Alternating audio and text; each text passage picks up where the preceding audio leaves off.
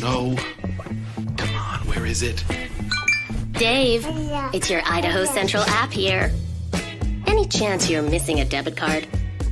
Let's get that taken care of for you. With ICCU's card control, you can turn any card off with the tap of your finger. You got it. And back on again. Out. The closest Idaho Central Credit Union branch is in your pocket. It's the fall kickoff sale at Lithia Ford of Boise. We're going all the way so you can score more for your trade-in and trade up to a new Ford truck or SUV today. Visit Lithia Ford of Boise, where Ford begins in Idaho.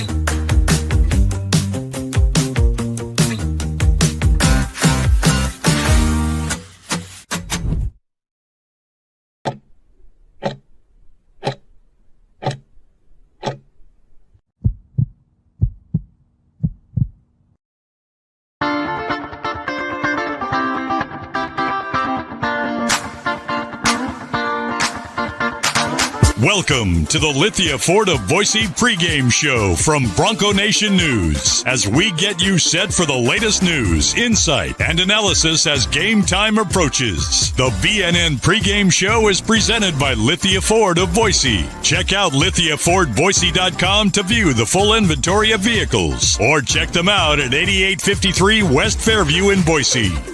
All Bronco Nation news broadcasts come from the Western Collective Studios. Head down to Western Collective's locations in Garden City or downtown Boise to try some of their delicious beers, including the Horseshoe Golden Ale, the first beer to support an NIL collective. Now, let's head out and join BJ Rains for the Lithia Ford of Boise Pregame Show from Bronco Nation News. Well, yesterday here at the Cayman Islands, Boise State 63-69, taking down Hampton. The Broncos moving on into the second round of the Cayman Islands Classic with a nice win against Hampton, and we're going to talk about that and a lot of things, but we're excited. A joint little 90-minute edition here, Bronco Nation News Live, our Lithia Ford of Boise pregame show, but the Broncos get the win in Game 1. And we got a lot to talk about here on day 2. We bring you live here into John Paul Gymnasium. We've got Mike Prater. We're going to talk football mostly with Mike Prater for the next 30, 35, 40 minutes. Then we'll talk basketball. And Prater, how you doing, man? Good, BJ. What's going on today? Let's get after it. It's a big week and a collision of all kinds of sports, and looking forward to this week. We are in a unique setting here where I'm courtside and there's a game going on as we speak. Just took a shot clock violation there. We have Duquesne and Hampton playing a loser's bracket game. And we also, Mike Prater, have about 300 screaming elementary school kids in the crowd watching this game as well. So there was just the most routine layup you'd ever see in this. I turned around, this kid thought he was watching, Michael Jordan with some magical moves. So they're getting to enjoy some Division I college basketball down here at the school. And so there'll be a game going on in the background. If there's a free throw or something, I may have to speak a little bit quieter, but the way the timing worked out today, we're going to combine football talk with Mike Prater, and then we'll get to basketball talk. Abe Jackson will join us. David Moes is going to join us on the quick turnaround and them getting ready for this game today. But nice win for the basketball team, and now football team, will get ready with their press conferences this afternoon as well, Mike. And I know for the football team, man, it was ugly. It was not pretty, and our man Nathan Carroll went back and had another great column that came out this morning looking at some of the different numbers that talked about that game and some recent trends here. But overall, man, my post-game show, 90% of the people were unhappy. Your post-game show, people were unhappy. I said on my post-game show, wouldn't you rather be in your position than BYU fans or Alabama fans or Colorado fans? But winning ugly is not good enough for some fans right now, but it should be because they're still 2 home wins away from probably locking up a bye. Yeah, this has been a spectacular season, and that includes the ups and the downs and the angst, and there's so many different storylines for sure. So that's fine. It just shows that they're passionate, maybe a little bit spoiled, but I love the passion. I love the energy, and those post-game shows after games like that. Laramie was never designed to be pretty. There is nothing pretty about Laramie. Maybe a flower in the middle of July for about 5 minutes. That's about as good as Laramie gets. So football teams go there to die. Football teams go there to get ugly, and Boise State survives. So you know what? Survive in advance. And I'm not trying to jump on the corporate line, but you know what? As long as everything's in front of them, and we're talking CFP, we're talking a 4 seed, we're talking a first-round bye, we're talking a Heisman Trophy campaign, all that stuff is as strong as ever right now. So it's hard to ignore the reality of the situation. Let's pick apart what happened on Saturday in Laramie, but don't forget the future and where this football team sits right now. It's amazing where this football team sits right now. And I do want to pick apart the game, but one question about the future first, Mike. I mean, with Colorado losing, my Jayhawks coming through again. I better start seeing some more Jayhawk gear around Boise here moving forward. But you also have Arizona State beating BYU. With the way it's set up now, like if Boise State, ugly, whatever, if they just win these next 2 home games, if they beat Oregon State, and if they win the Mountain West Championship game, are they the 4 seed, or do you see Arizona State or somebody still being able to pass them, or are they in the driver's seat here if they can just take care of business the next 2 weeks? Yeah, I don't believe that they're in the driver's seat. I think they're going to be on the 4 line tomorrow just because of the Big 12 and the gap. But if somebody out of the Big 12, if somebody wins a couple of games, I think that there is kind of momentum. We'll see how it plays out in terms of the conference championship game. And I really haven't studied all 4 teams or the Big 12 scenarios. But yeah, I think at the end of the day, if somebody goes on a 2-game run in the Big 12, that's going to threaten Boise State. Tomorrow for sure. There's no doubt about Boise State's going to be on that 4 line because they can't make up that kind of ground.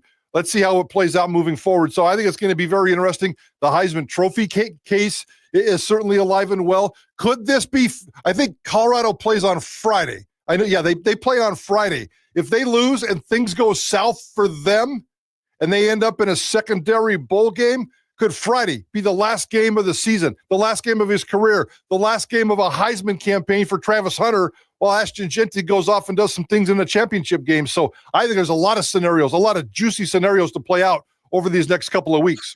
I don't think Colorado can pass them. 3 losses. I just don't see a 3-loss Colorado, even if they win the Big 12, passing a 1-loss Boise State team personally. So I take them off the list.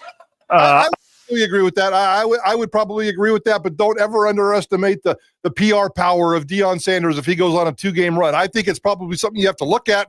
I think at the end of the day, you're probably right. They're going to have some of those same conversations in the SEC. Should a 3-loss SEC team make this tournament and go on some kind of a run? We're having those kind of conversations as well. And we'll have to see how – I think the big one right now is how high Arizona State jumps after their win against BYU, and they're obviously playing very well. But again, 2 losses for them too. So, I mean, all those Big 12 teams tied with 2 losses, we'll figure that out. But let's go back to the game, 17-13 in Laramie, Wyoming, and it was a struggle for most of that game. But obviously, Ashton Jeanty comes back from the medical tent. Mike comes in there with a couple huge runs on that final drive and gives Boise State the win. And Breezy Dubar gives Boise State fans the Breezy bundle. Fight going on right now.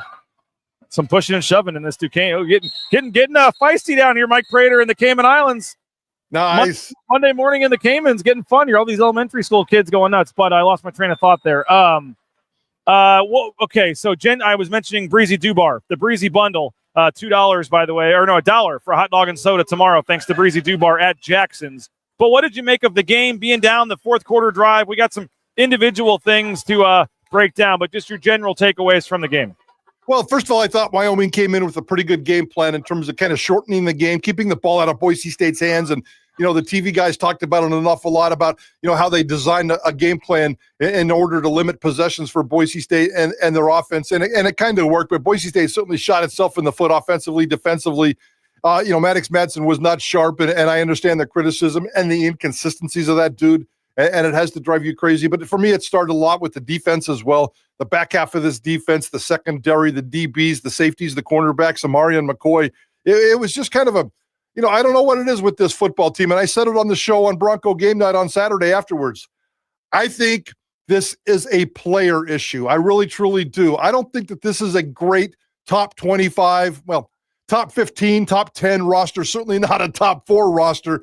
I think, my headline of the game was squeezing lemons in Laramie, because I think the coaching staff is squeezing every ounce of lemon juice it can out of this lemon of a roster. And I'm not saying the roster is a lemon, but I'm not sure that there's a lot of great talent and depth. I think it's a good roster. I don't think it's a great elite roster. And right now we expect Boise State to be playing elite football, and they're not. Even Maddox Madson. Maddox Madson is there because he's a good team player. He's not the most talented guy. I worry about the wide receivers. I worry about the offensive line starting 6 different units and the right side getting all beat up the other night. I worry about the defensive back half of this defense. I worry about the inconsistencies of the special teams. So, I think it's a good roster, and I think the coaches are doing a great job. But at the end of the day, I just don't think it's a great, talented roster, and they're doing the best they can. Uh-oh, we lost BJ. I'm just muted. Sorry, I muted myself there.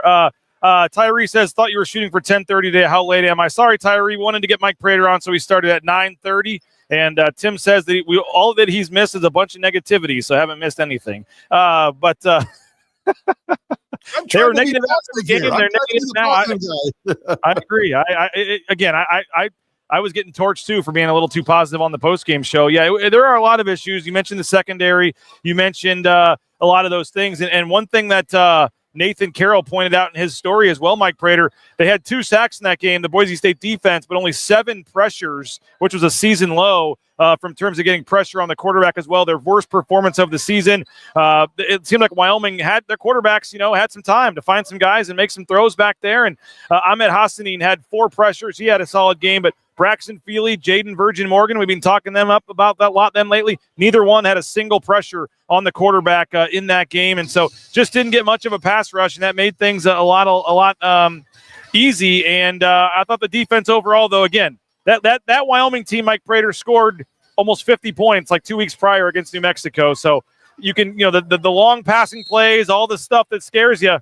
Let's not forget, Wyoming scored 13 points. Yeah, they had 1 touchdown. They had the 1 touchdown. So I get it.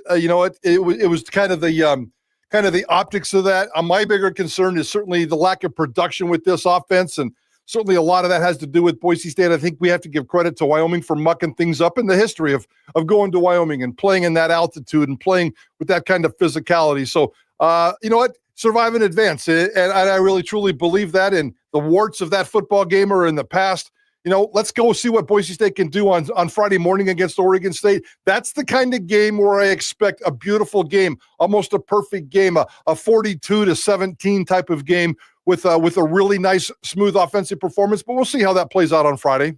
And that, I think it better be. I mean, yeah, we're putting up with these 3 straight games where it's been kind of winning ugly, so to speak. But yeah, when you're a 20-point home favorite, this probably needs to be a game to kind of settle the nerves of some people. I mean, this 3-game stretch overall, though, Mike, when you look at this game, you look at the week before, San Jose State being down early and tied at the half, and then obviously the game before that, Nevada struggling a little bit at home. What do you make of this kind of 3-game stretch overall and the current, way they're playing? Because certainly, Tulane's starting to get a lot of love because they're getting some big wins, blowing teams out.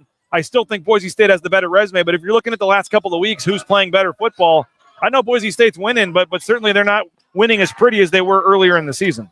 They can certainly pull away from this. They're holding people off and kind of playing defense when they could be playing offense and just attack and being aggressive. I'm talking just about the 3-week stretch. Now, don't forget, in that San Jose State game, there was a 42-7 run. So that's pretty darn good. Nevada here, the emotions of the Jeff Cho thing, I don't know if that's an excuse or whatever. Yeah, Boise State's not playing great football right now. Ashton Genty is not playing his best football. He's having to gut things out right now. The offensive line's not playing great. Everything is inconsistent right now. You could pick apart this football team. Jonah Dalmas missing a couple of field goals. Are you kidding me?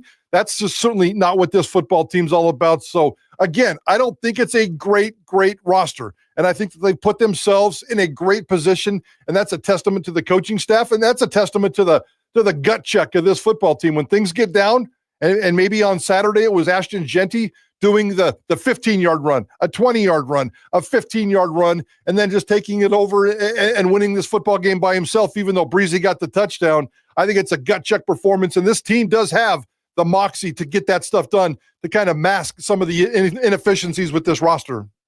Let's talk about Maddox Madson, because he obviously is I'm sure you had it on your show, folks calling for Malachi Nelson, ripping on Madson as they were on our post-game show. Some interesting numbers that I do want to get into with in terms of our man Nathan Carroll, in terms of where the strengths are of Maddox Madson. But overall, what did you make of Maddox Madson's game against Wyoming? Inconsistent and average at best. And just go back and look at his season. And we've been talking a lot on Idaho Sports Talk about this. It's crazy how his season has gone. Just in terms of the inconsistency, he literally has one great game and then one average game and maybe even a bad game. So, before, it was 54%, 75%, 45%, 73%, 53%. So up and down, and it's driving me crazy. But here's the thing that we can't lose sight of, and it's a word that should be more popular in football, and we should use this. He plays clean football, not giving up a lot of sacks. I know he's had a couple in each of the last 2 games, which is more than he's had all season long. That might be because of the offensive line. I think he's taking care of the football. He's not throwing interceptions. He's thrown one interception in the last 2 months. As long as he can play a clean game, take care of the football, the rest of it I'm not too worried about. That's kind of why he's there. I don't want to say he's a game manager, but he's playing clean football, and he's putting this football team in a position to succeed when Ashton Jeanty can take it over. Again, some of the numbers in Nathan Carroll's story did not connect on a single explosive pass against Wyoming, finished with a negative 0.25 EPA per drop back, which is some analytical stat that I'll be honest, I don't 100% know what it means, but it was the worst performance of the season for Boise State. And 5, what he counted, quote, uncatchable balls from Madson in that one. And here's the thing I thought was interesting. When Maddox Madson is in against Wyoming, when they ran play action, Mike Prater, with Maddox Madson, he was 8 of 11 for 96 yards. When they did not do play action, he was only 6 of 15 for 72 yards, and both sacks came when they were not in play action. So when they get Maddox Madson in play action and on the run and moving a little bit, he seems to be more than when he's just a straight drop back passer and the defense is knowing that he's about to pass. Yeah, that makes sense to me. When he gets, I like the fact that he gets on the run, and I think that's putting him in a position to throw the ball. Now, sometimes when Maddox Madson gets mobile and gets outside, that's kind of where he gets in trouble, where he overthrows the wide receiver, and that happened a couple of times against Wyoming. So that trend certainly concerns me a little bit. But yeah, Maddox Madson was inconsistent. I didn't see a lot of drops here. There were certainly more bad throws than there were drops in the past. It's been a case of the drops for Maddox Madson. I still have an issue with this wide receiver group. I don't think the wide receivers are that good. Cam Camper's okay. Matt Lauder is okay. Capel is really, really inconsistent. And I'll go back to what I'm saying about the rest of the wide receivers. I think the coaches are doing everything they can to squeeze every amount of talent out of the rest of the wide receivers. I just don't think it's a good group. But with that said, yeah, Maddox Madson had a bad game on Saturday. There's no doubt about that. I know the press conferences are late today, and I know you're with the basketball team, and we're going to be doing Idaho Sports Talk. I would love to be able to sit down and not grill, because I'm just more curious than anything else with Dirk Cutter. And he's going to have his press conference today just as we go on the air, but I'm very curious as to what he thinks about Maddox Madson's performance over the weekend. And Nathan Carroll, and again, go read Nathan's article, BroncoNationNews.com. You can read it. I left this one for free as well, but hopefully you'll subscribe, BroncoNationNews.com. He mentions what we've talked about all year, the lack of using Ashton Jeanty in the screen game. And that was such a big thing to help this passing offense last year. Ashton Jeanty, Mike, last year had almost 600 receiving yards. He's been almost non-existent in the receiving game this year. Everyone wants to complain about him running up the middle, trying to get him in space more. It would seem like some more screen passes, using Madson more or Jeanty more in the passing game might be a way to do that. Why do you think they're not using him much in the screen game this year? I think they're probably saving him, right?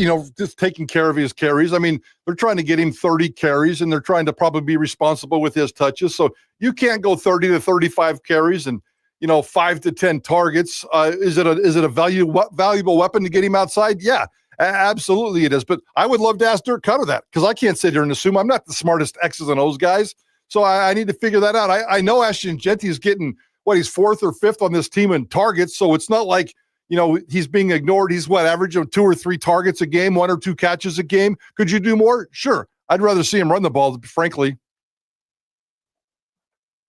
Western Collective, our studio sponsor here at Bronco Nation News. Check them out, Western Collective. Make sure you pick up one of their Horseshoe Golden Ales or an Orange Chaos Seltzer at local retailers, and also at Albertson Stadium, Extra Mile Arena as well. every day is game day when you're having a Western Collective beverage. Go check out their brewery in Garden City as well. Great food, great drinks at Western Collective. Idaho Central Credit Union, ICCU.com. Idaho Central Credit Union, the best banking experience you'll ever find. ICCU.com, whether it's the mobile eBranch online banking, just so easy to use. Whether you need to go in and talk to someone, friendly staff waiting for you there, and there's a branch pretty much on every corner, so you don't have to drive very far to do that. Check them out online, Idaho Central Credit Union, ICCU.com. They're getting ready to shoot some free throws, Mike Prater. Everyone's getting quiet here. Hey, check out Matt Bauscher and Bauscher Real Estate. Number one ranked realtor in the Treasure Valley for a reason is Matt Bauscher. We bought and sold our home using Matt and his team. Very thankful for the service we got every step of the way. So check them out, Matt Bauscher and Bauscher Real Estate, now part of the Boise State home team.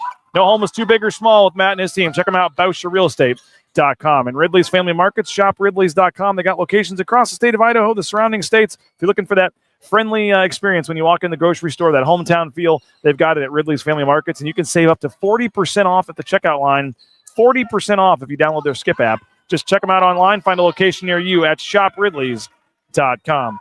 All right, Mike Prater, we are continuing on here for folks expecting the basketball coverage. We'll get to that here in about 20 minutes or so. Boise State getting set to take on South Dakota State, kind of a sneaky South Dakota State team. They've got a Washington State transfer averaging 17 and 11. It's going to be a sneaky tough game. I think the Vegas line, the KenPom line's only around 11 today. So this is a quality chance for probably a quad 2 win today here at the Cayman Islands, and we'll get to the basketball coverage shortly. But, Mike, we're talking football in that game against Wyoming and Maddox Madson and this offense and this defense. And I guess the concern level for you, everyone says we're being negative and they're 10-1. And I guess the point is special teams we haven't even talked about. That becomes another missed field goal. It just dropped kick right on the kick return that they luckily picked up. Special teams, again, continues to be a factor as well. I mean, are we, I know they're, as we say, they're 10-1. Yes, we get that, but also I think it's fair to say like some of this stuff is going to cost them a game at some point if they don't improve it, which is why we're talking about it. But I mentioned the last 3 games. You mentioned the 42-7 run, but some of these problems, pass defense, special teams, Madsen being inconsistent, like where are you on this ultimately costing them a game here at some point if they can't get some of this figured out? You're talking special teams? I'm talking all of it, just all their warts at this point. Special teams, whether it be the pass defense, Maddox Madson being inconsistent, like all the stuff that folks are ripping on us for being negative about. I think we're being negative because this is a team that if they don't fix some of this, ultimately it's going to maybe end their season at some point. 100% accurate. And you know what? I think you could say the same thing about every team in college football this year. And again, I talked about this on Bronco Game Night the other night. I think Boise State has a college football problem. And look at college football today, the state of college football right now, in terms of, do you see any dominant teams? Do you see any teams without warts? Do you see any team that's absolutely perfect out there? This college football, and I think we owe this maybe to NIL and parity and spreading a little bit of the talent. And again, you know what? There's no Power 5 quarterbacks out there that are rock stars. There's no dominant number 1 team. Yeah, Oregon is the only team left in college football that's undefeated. Everybody else has a loss so far this year, and everybody else is kind of scrambling for their own story and their own situation and trying to make it better. Yeah, Boise State did great against Oregon. That's exactly why they're in the position today, because it's the best loss in all of college football. But even Oregon, as the only undefeated team left, doesn't strike fear in anybody. I think they're just as vulnerable as everybody else. So maybe this is one of those weird seasons. Maybe this is the transition to parity moving forward in the age of NIL. But Boise State is no different than every other college football team in America right now that has a lot of warts. Kansas started great started horrible and is finishing great. Utah started great and is finishing horrible. And there's stories all over the place. 3-loss SEC teams, Colorado going down the drain, and all the Big 12 going down the drain. So, are we being negative? Maybe. Are we being realistic? Yeah, but at the end of the day, Boise State has warts. And will it bite them in the butt if they don't get it fixed? Sure. But I think you could say that about any team in college football right now. Boise State has a college football problem, and that's okay because I like the parity angle of it all. What should the concern level be with Ashton Genty's health? I mean, we saw him go into the medical tent. We're not sure, for sure. Maybe they said it. I didn't hear it on the broadcast, whether it was actually still the elbow or if there was another injury they were looking at. They showed his foot on the broadcast, but I'm not sure what the actual injury was.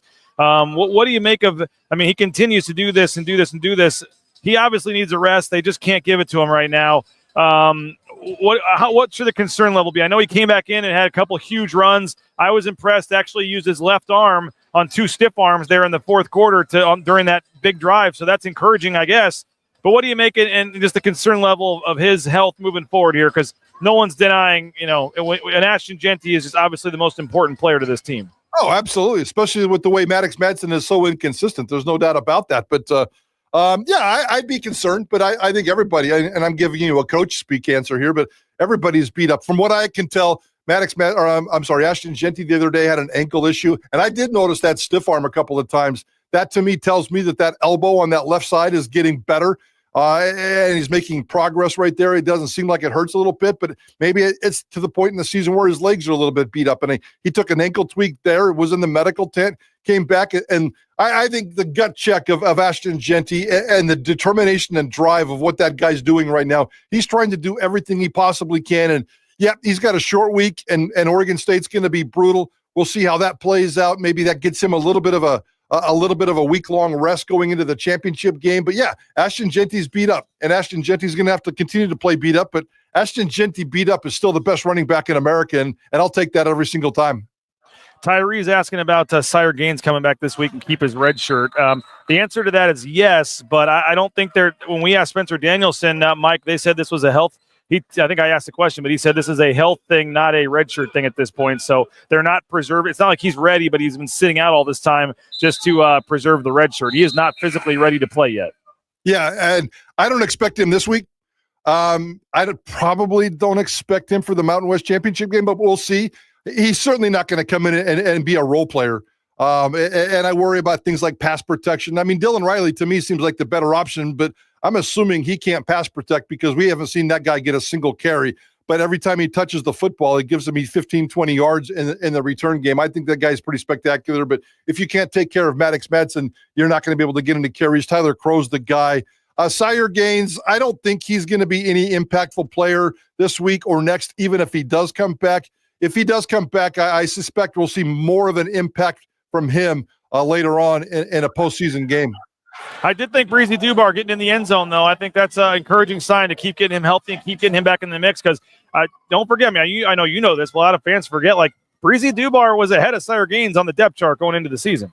And that's his first touchdown, and that's a fantastic sign. And Breezy Dubar can pass protect. Breezy Dubar can do the little things, and I thought that was a monumental touchdown, not only for his psyche because he deserves that, and getting back. But, yeah, let's not forget that Breezy Dubar is supposed to be RB2 on this football team, and I think that's pretty darn good. So if you can get Breezy, if you can get Tyler to do his thing, if you can get Dylan Riley to do some special team stuff and whatever he might have to do in the backfield, I think that's okay. So Sire Gaines is a great, wonderful talent, and he's going to make a difference around here for a long time to come, hopefully, but I wouldn't expect him to make a difference over these next couple of games. How about this? I think we have to take back everything we just said about special teams and everything we have ever said about special teams. The release coming out just now from the Mountain West, James Ferguson Reynolds, the Mountain West Special Teams Player of the Week. He had a good game. He had his best game of the season. He may have had his best punt of the season. He may have had his best game of the season. It was good to see him fist pumping and getting in there and doing his thing. It's good to get the mojo back from JFR. And yeah, he probably deserves that. Although I didn't scan the rest of the league and the punters and see how they did, but good for him. Well, it's kickers, punters, returners. It just drives me crazy that it's just the inconsistencies, and that's what this football team is, and that's why I've decided over the weekend that it's just the roster, and they're doing great, but they're just driving me crazy with the inconsistencies, and this is exactly, James Ferguson Reynolds has been healthy for a couple of weeks. This is his first good game. He's just inconsistent like the rest of this roster. Yeah, James Ferguson Reynolds averaged 48 yards on 4 punts, he averaged 48 yards, but he dropped 4 punts inside the 20. In that game, also had a 62-yard punt in the second quarter. He dropped 2 inside the 10-yard line as well. And it's the first Mountain West Special Teams Player of the Week award for Boise State.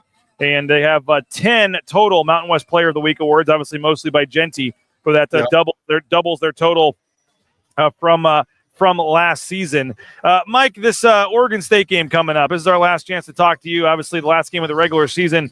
What do you want to see in this game? You mentioned it being an opportunity, hopefully, for a get-right game. This is a 9 a.m. start for Oregon State on their body clock. 10 a.m., not a big difference for Boise State, but you would expect a big crowd. Senior day, Ashton Genty's last, regular season home game. I know it's 10 a.m. Those are kind of tough with the tailgating and stuff for the energy and the vibe early on, but Boise State's clearly the better team here. They're back home, 2 road games in a row.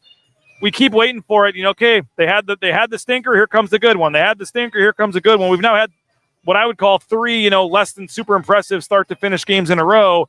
You'd like to see this be that start to finish blowout, like you said, and have that final score be 45-14 or whatever. Aside from the final score, what do you want to see improve in this game or happen in this game or guys play, not play, obviously to get ready for the following week? Consistency. And for me, it starts with Maddox Madson. And again, he's either throwing 55% or 75%, and it's time for him to throw 75%. I need to see a 40-point game. I need to see this offense just go out and roll and do the things you can. So Oregon State is going to be able to, they had lost 5 in a row, and here they come and all of a sudden beating Washington State out of the blue. That kind of caught me off guard. So maybe they're playing a little bit better here, and we'll see how that plays out. But I don't think that's a threat to Boise State. Boise State should be able to go out and play consistent football, clean up stuff on the back end of the defense. But we've been saying that all season long, and they've been getting by. So I'm not sure that matters. At this point, I think that's just kind of who that defense is, and you're going to have to live with that. That's why I need to see Maddox Madson play a killer game with killer confidence and get this offense back on track. A 40-point game not only sends a message internally to Maddox Madson and the rest of this offense, it sends a message to the style point police that are out there. They're going to be watching this. I think Boise State's going to be fine on the 4 line tomorrow, but next week is going to be the big one for me. The championship game, I know that'll play out the way it does, but I just need to see a really explosive, consistent offense. That's all I really care about Friday morning.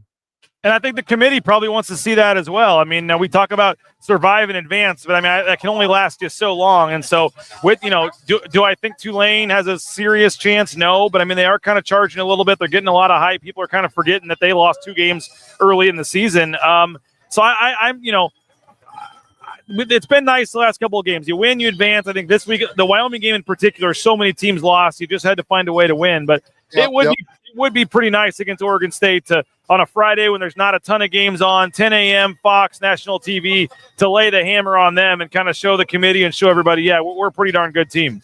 Yeah, exactly. I think that's really important. It's also important for the psyche of the fans here. It's important for the psyche of this football team to go off and do. Maddox Madson knows when he plays inconsistent. Maddox Madson probably doesn't listen to our shows or read our columns, but he knows when he plays poorly. And they always kind of talk about that on Monday, that Maddox realizes that he didn't play very good. So I just need the quarterback to be really confident going into the stretch run. You can make a case that these next 3 or 4 games are going to be the most important in the history of Boise State football, considering what's at stake. They've never played for a CFP. They've never played for a Heisman Trophy. They've played Mountain West Championship games, and their track record's not always good. So that's important too. So yeah, these are monster football games, and I need to have them complete total confidence. And I think a game on Friday morning against Oregon State will go a long way. So there's an NFL game that starts at noon. There's a couple of other things. There will be eyeballs distracted, and there won't be as many eyeballs on this game as there probably should.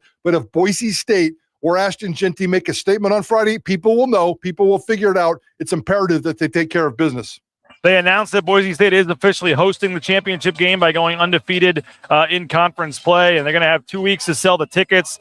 What's your early look ahead to that game? And we saw Colorado State go and lose to Fresno State, so it looks like UNLV has the inside track if they just beat Nevada. That's a little bit of a scary game, and this has obviously happened before. Mike Prater with Fresno, where Boise State wins in the regular season on the road. They go back to Boise for the championship game, and Fresno's gotten them twice on the blue in the Mountain West Championship game. So that's going to be a little bit of a scary game in 2 weeks. Your early thought to UNLV coming to the blue? Yeah, I'd rather have Colorado State for everything you just said. One, I can't stand Colorado State, and the Yanks for me personally would be wonderful. I'm full on board Boise State in that game. The rematch against UNLV is going to be tough. Down there, Boise State won that football game. It was a gut check time, and it's always tough to win in the rematch. I know how that saying goes, but I think Boise State's still the better team when they play well. That's why I think Oregon State on Friday morning is so stinking important. So 2 more Friday games to wrap this sucker up and see what they can do. 2 huge monster games. I love the competition between Boise State and UNLV, and Barry Odom is a spectacular coach doing nice things with that roster. So, glad to see that they got tickets on sale. I think they started this morning. So, maybe they can get 20, 25,000, maybe even push 30,000 with a little momentum. There's no way they're going to sell that sucker out. But if they can get, 30,000 people in there, that would be really cool next Friday night, December 6th. I know it's just because a lot of the corporate seats and the season tickets, and they have to resell it and all that, Mike. But that would literally be the biggest game in the history of Albertson Stadium, probably the biggest game in the history of Boise State football, right? The Mountain West Championship game at home. If they win that, they know they're in the college football playoff. I don't know how. I think that has to become the biggest game in the history of this school, where at the Division I level, you're a win away from going into the tournament to have a chance to win a national championship. Maybe you could put a Fiesta Bowl or something up there, but at the time, maybe. But right now, I think the Mountain West Championship game, off the top of my head, tell me I'm crazy, Mike Prater, is the biggest game in the history of this program. And I don't know how in 2 weeks, if you're a Boise State fan, you can't come up with $30-$40 to go there. That needs to be a sellout against UNLV. Well, yeah, you and I probably would feel that, but I think both of us have kind of backed off on beating up the fans, especially this year with 6 games and 6 sellouts. You're not wrong, but the reality is it's a tough turnaround, and I think Boise State's. I think in the history of the Mountain West Championship game, they've only had a couple of 30,000 seat crowds. And I'm talking about all the games, all the opponents, all the home teams. So I'll have to go back and look at that. I think Boise State's average is somewhere in the 20s, but I think they can get to 30. I think they can get to 30. Can they sell every sinking seat? Let's give it a shot. Jeremiah Dickey, he's going to give it his best shot, and we'll see how that plays out. But and I'm not sure tickets. I haven't even looked at the price of tickets. I forgot to look, but I'm assuming it's not that cheap, is it? Usually they're pretty cheap. I don't know. I think they might have gone up a little bit this year, but typically the championship game, you can get $25, $30 ticket usually to get into this thing. Maybe it's different this year with more time and the season ticket holders and all that. But I guess final thing for you, Mike Prater, you guys gotta get ready for your show later this afternoon. We got the press conference, but just your final thoughts, your final word on a Monday of Oregon State week here. It hasn't been pretty, I know, maybe the last couple of weeks, but they're on track to where they want to be. What's your final takeaways, I guess? Yeah, let's just, the Oregon State game. Who knew that Oregon State would be this big monster wrinkle and probably one of the most important seasons in the history of Boise State football? So, Spencer Danielson's going to grind behind the scenes this week. It's an important week for him personally, and, Thanksgiving and how they're going to juggle, the community charity and the short week and getting Ashton Genty ready. A lot of distractions this week. The press conference today, completely different time, and it's a completely different media schedule this week. So many different things going on. And can they show up in the first half of that game on Friday morning from 10 to noon, from 10 to 11:30? That might be the most important 90 minutes of Boise State's football season. Certainly with the opportunity in front of them with Ashton Genty Heisman in a CFP race and the following week with the championship games. You're right. This might be one of the biggest, if not the biggest games because of the opportunity ahead. And Boise State needs to stand up on Saturday or Friday morning and make a statement, and no more screwing around. Just come out and put your foot on somebody's throat and take care of business. I can't wait to see what they do on Friday. Well, Mike, we appreciate you for joining us, for alternating the time. Thanks to JP and the crew there for alternating the meeting time a little bit so we could make this work. We got football, we got basketball. And appreciate you, as always, jumping on. I know right about when our show ends, our post-game show will be right about when Spencer Danielson starts. And then right when that's over, your show starts. So a full day of Boise State coverage here and on KTIK for fans. And we appreciate you, and we'll be talking to you soon. Let's do it. And bring home a victory. Bring home a trophy from the Cayman Islands, will you? Oh, well, I have to go buy one in the gift shop or something if I'm bringing home anything. But I'll see if Boise State can pull it out. We'll see, Mike. We appreciate you, man. Thanks, BJ. Have a good one, bud. There he is, Mike Prater. Appreciate him for jumping on. And we have a lot of cool stuff still to get to here on BNN Live. Don't go anywhere. We got football talk. We got basketball talk. Our man Abe Jackson is going to join us live. Andy Rowe is going to join us as well. A lot of things to get to. We'll show you warm-ups live when Boise State takes the floor here. David Motes is going to join us. So I know a lot of you are here for the football talk, but stay for the basketball talk as well. We got a lot to get to. But Andy Rowe is going to join us in just a minute. He was in Laramie, and he's going to give us his thoughts on the game, the trip, being on the sidelines there. We're excited to check with him in just a second. But I do want to say, hey, Snake River Pool and Spa, you're looking for a new spa, new pool table, new sauna, they got you covered. Snake River Pool and Spa. Check them out, thespateam.com. That's right, thespateam.com. They've been around since 1978. They're part of the Boise State home team. They got locations in Twin Falls, Boise, Meridian, Nampa. Check them out, the Spa Team at thespateam.com. Lithia for Boise. Jim Sturk and company, they do a tremendous job helping out Boise State, and they can help you out as well if you're looking for that next vehicle. I know the weather is getting cold. It's getting icy. You need to have that all-wheel drive vehicle from Lithia Ford of Boise. Check them out, lithiafordboise.com. All their inventory is right there online for you to check it out. You can do your research ahead of time, and then you go in. You already have the vehicles you want. The Raines family purchased our F-150 from Lithia Ford. Couldn't have been happier with the way it worked out. So check them out online at lithiafordboise.com. And our title sponsor, rowpaint.com. There would be no Bronco Nation News without Andy Rowe and company at rowpaint.com. So it's that perfect time of year. You can get scheduled for your concrete coating for the spring season. You can, we've had it done twice. Our back patio, our garage, it just transfers the look of it, folks. And then most times it's done in one day. They have a great warranty on it. I highly recommend it. You need to at least come out and have them do an estimate. It's probably more affordable than you think. The folks at rowpaint.com are ready to help you out. And again, with the weather, they can do some of the basements and things now, maybe the garages, but I know the back patios and stuff may have to wait till the spring, but they've got a lot of interior and other options they can do as well. So all your interior painting projects, now's the perfect time to check them out and come get a free estimate at rowpaint.com. We are here in John Gray Gymnasium here in the Cayman Islands, getting set for Boise State basketball. They're at halftime, 1 minute left in halftime. Duquesne against Hampton. So we will follow this second half and continue our show. And then when this game ends, we will transition to the pregame show and show you a live look at warm-ups as Boise State gets ready to take on South Dakota State, a sneaky South Dakota State team we'll tell you more about coming up. But our man Andy Rowe joins us now. He was in Laramie, Wyoming. He got to travel with the team on the team plane. They wined him. They dined him. He got to be on the sidelines watching the game.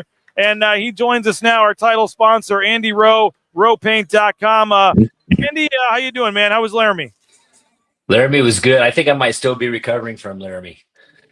Sounds like it, man. I know you well, there's some stories I know we're going to avoid from what I heard from the trip, but sounded like you guys had a great time at the game, a great time exploring the great city of Laramie, and that's cool that you got to tag along and go with some other boosters and sponsors, and it looked like a good time. Yeah, we had a good time. I think the thing about Laramie, it's always been a little bit of a bucket list for me, just because the location of it, the weather, all that kind of stuff. And I wanted to see it. Obviously, we're not going to be headed to Laramie for football games anymore unless it's a non-conference, which I don't know how likely that is. So I was happy that I got a chance to experience it. The scene in Laramie, I mean, it's a small town. It is in the middle of nowhere. I've heard all the stories that you guys in the media talk about how hard it is to get in and out of and the challenges, and certainly seeing the facilities and everything tells the story of Laramie. We did have a nice dinner and went out on the town and hit a few of the local bars there. It was a really good time, great locals. Everybody was really friendly and welcoming. But the thing that fans kept saying is, be nice to us, be nice to us. Don't beat us up too bad. It's going to be bad. It's going to be bad. And, I kept saying, well, that's why they play the games. That's why they play the games. Everybody always says, we always get the schedule and everybody always immediately says, oh, November game in Laramie, trap game. And yet that's never really been a trap game. That one season we lost, obviously, that was rough. But so I didn't really know what to expect, but it definitely seemed like the confidence level was high. Was not expected to see the game go the way that it did. Bronco 130 is saying, is that on your folks' paint bucket list? I get to cross it off now. I may or may not go back to Laramie. I would. I had a great time. Very, very welcoming people. Had a good time. Unique stadium there. No seats on the end, obviously. The seats on the sides. They have the trees and stuff right there in the end zone. Like when you kind of walked in for the first time and saw War Memorial Stadium, what was your thoughts? Well, what I will say is, they've got San Jose and Hawaii beat. They've got two sides to the stadium, and it's an actual college stadium. But no, the end of the stadium that shows the building part of the stadium, I've always seen that on TV. It's really cool to see. It's great. They've got the altitude printed on the sidelines up on the stands. Like, I think that's smart. It's a great way to take advantage of that. But definitely more dilapidated, rundown, older facilities. I don't see the investment, at least visually, on par with what Boise State and the other teams headed to the Mountain West are doing. Location-wise, size of the town, I don't know how much upward mobility there is for that program. It's been a fun program, but we had a conversation on the trip about Boise State's trajectory and some of these other schools. Wyoming was always ahead of us. They were Division I before we were. They were in they were in the Mountain West when we wanted to be. And so it makes you realize that just because a team is in one of these big conferences, maybe it's because they historically have been. Doesn't necessarily mean that they're on par with the other teams there. Andy Rowe, our guest. He's the owner of rowpaint.com. Again, check him out online, rowpaint.com. All your painting needs, and I highly do recommend those concrete coatings, the interior painting projects. Perfect time of year for those as well. And Andy, you got to see firsthand from the sideline your favorite thing, the pass defense. Take some long passing plays there at times. Now I know the defense only gave up 13 points, and we have to remember that they did, overall 13 points, but there were some longer passing plays. Only 2 sacks as well. What did you make overall of the defensive effort? Well, I was surprised that the pass defense, it was disappointing again. I mean, there was those big plays. You're just like, come on, guys. But they did pretty much stick to that bend but don't break mentality. So, yeah, I mean, at the end of the day, they held them to 13 points. They stopped them when we needed to stop them. I was more surprised by the line. I thought we would dominate them a little bit more on the line. I was surprised that they were running as well as they were against us. I was trying to figure out what their average rushing yards. It looks like they averaged before that game about 140 yards a game, and they got 200 on us. Was that right? No, 116. So I guess maybe we did hold them to less than what they're used to, but it didn't feel that way. It seemed like when they needed, to move the ball, they were able to. But yeah, as far as the defensive side of it, third downs, we'll get into Boise State's offensive third downs, but we held them to 4 of 14. So the defense, if you talk about, you walk out of that stadium, that team scored 13 points. Is that really that big of a deal? No. Does that really surprise anybody? No. But when you're not moving on offense, it fast became a problem. Yeah, no doubt. And Maddox Madson got a lot of shrapnel on our post-game show, and folks were unhappy kind of with some things he did. What did you make of the offense and Maddox Madson? I'm not, as you know, I don't like to get down on these guys, and quarterback's always a hard one, call them out, this and that. But hey, let's be honest, it wasn't a good performance. It wasn't, I'm sitting there watching these passes that guys feed out of position.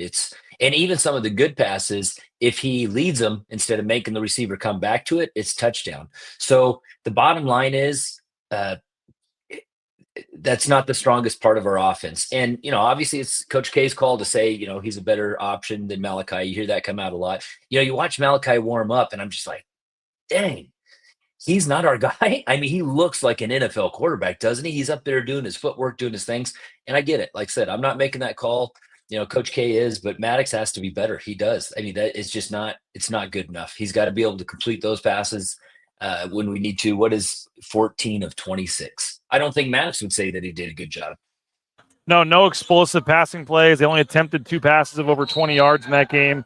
I was just wondering, we saw the video of Dirk Cutter taking his shirt off with the running backs. I kept waiting to see Andy Rowe with his shirt off on the sidelines there, but I didn't see that. Probably would have. I was talking to somebody a little bit away from that, and I heard all the whistles and the woos. If I'd been over there, you probably would have unfortunately had to see that footage. But okay, I was just hoping that didn't happen, the night before somewhere.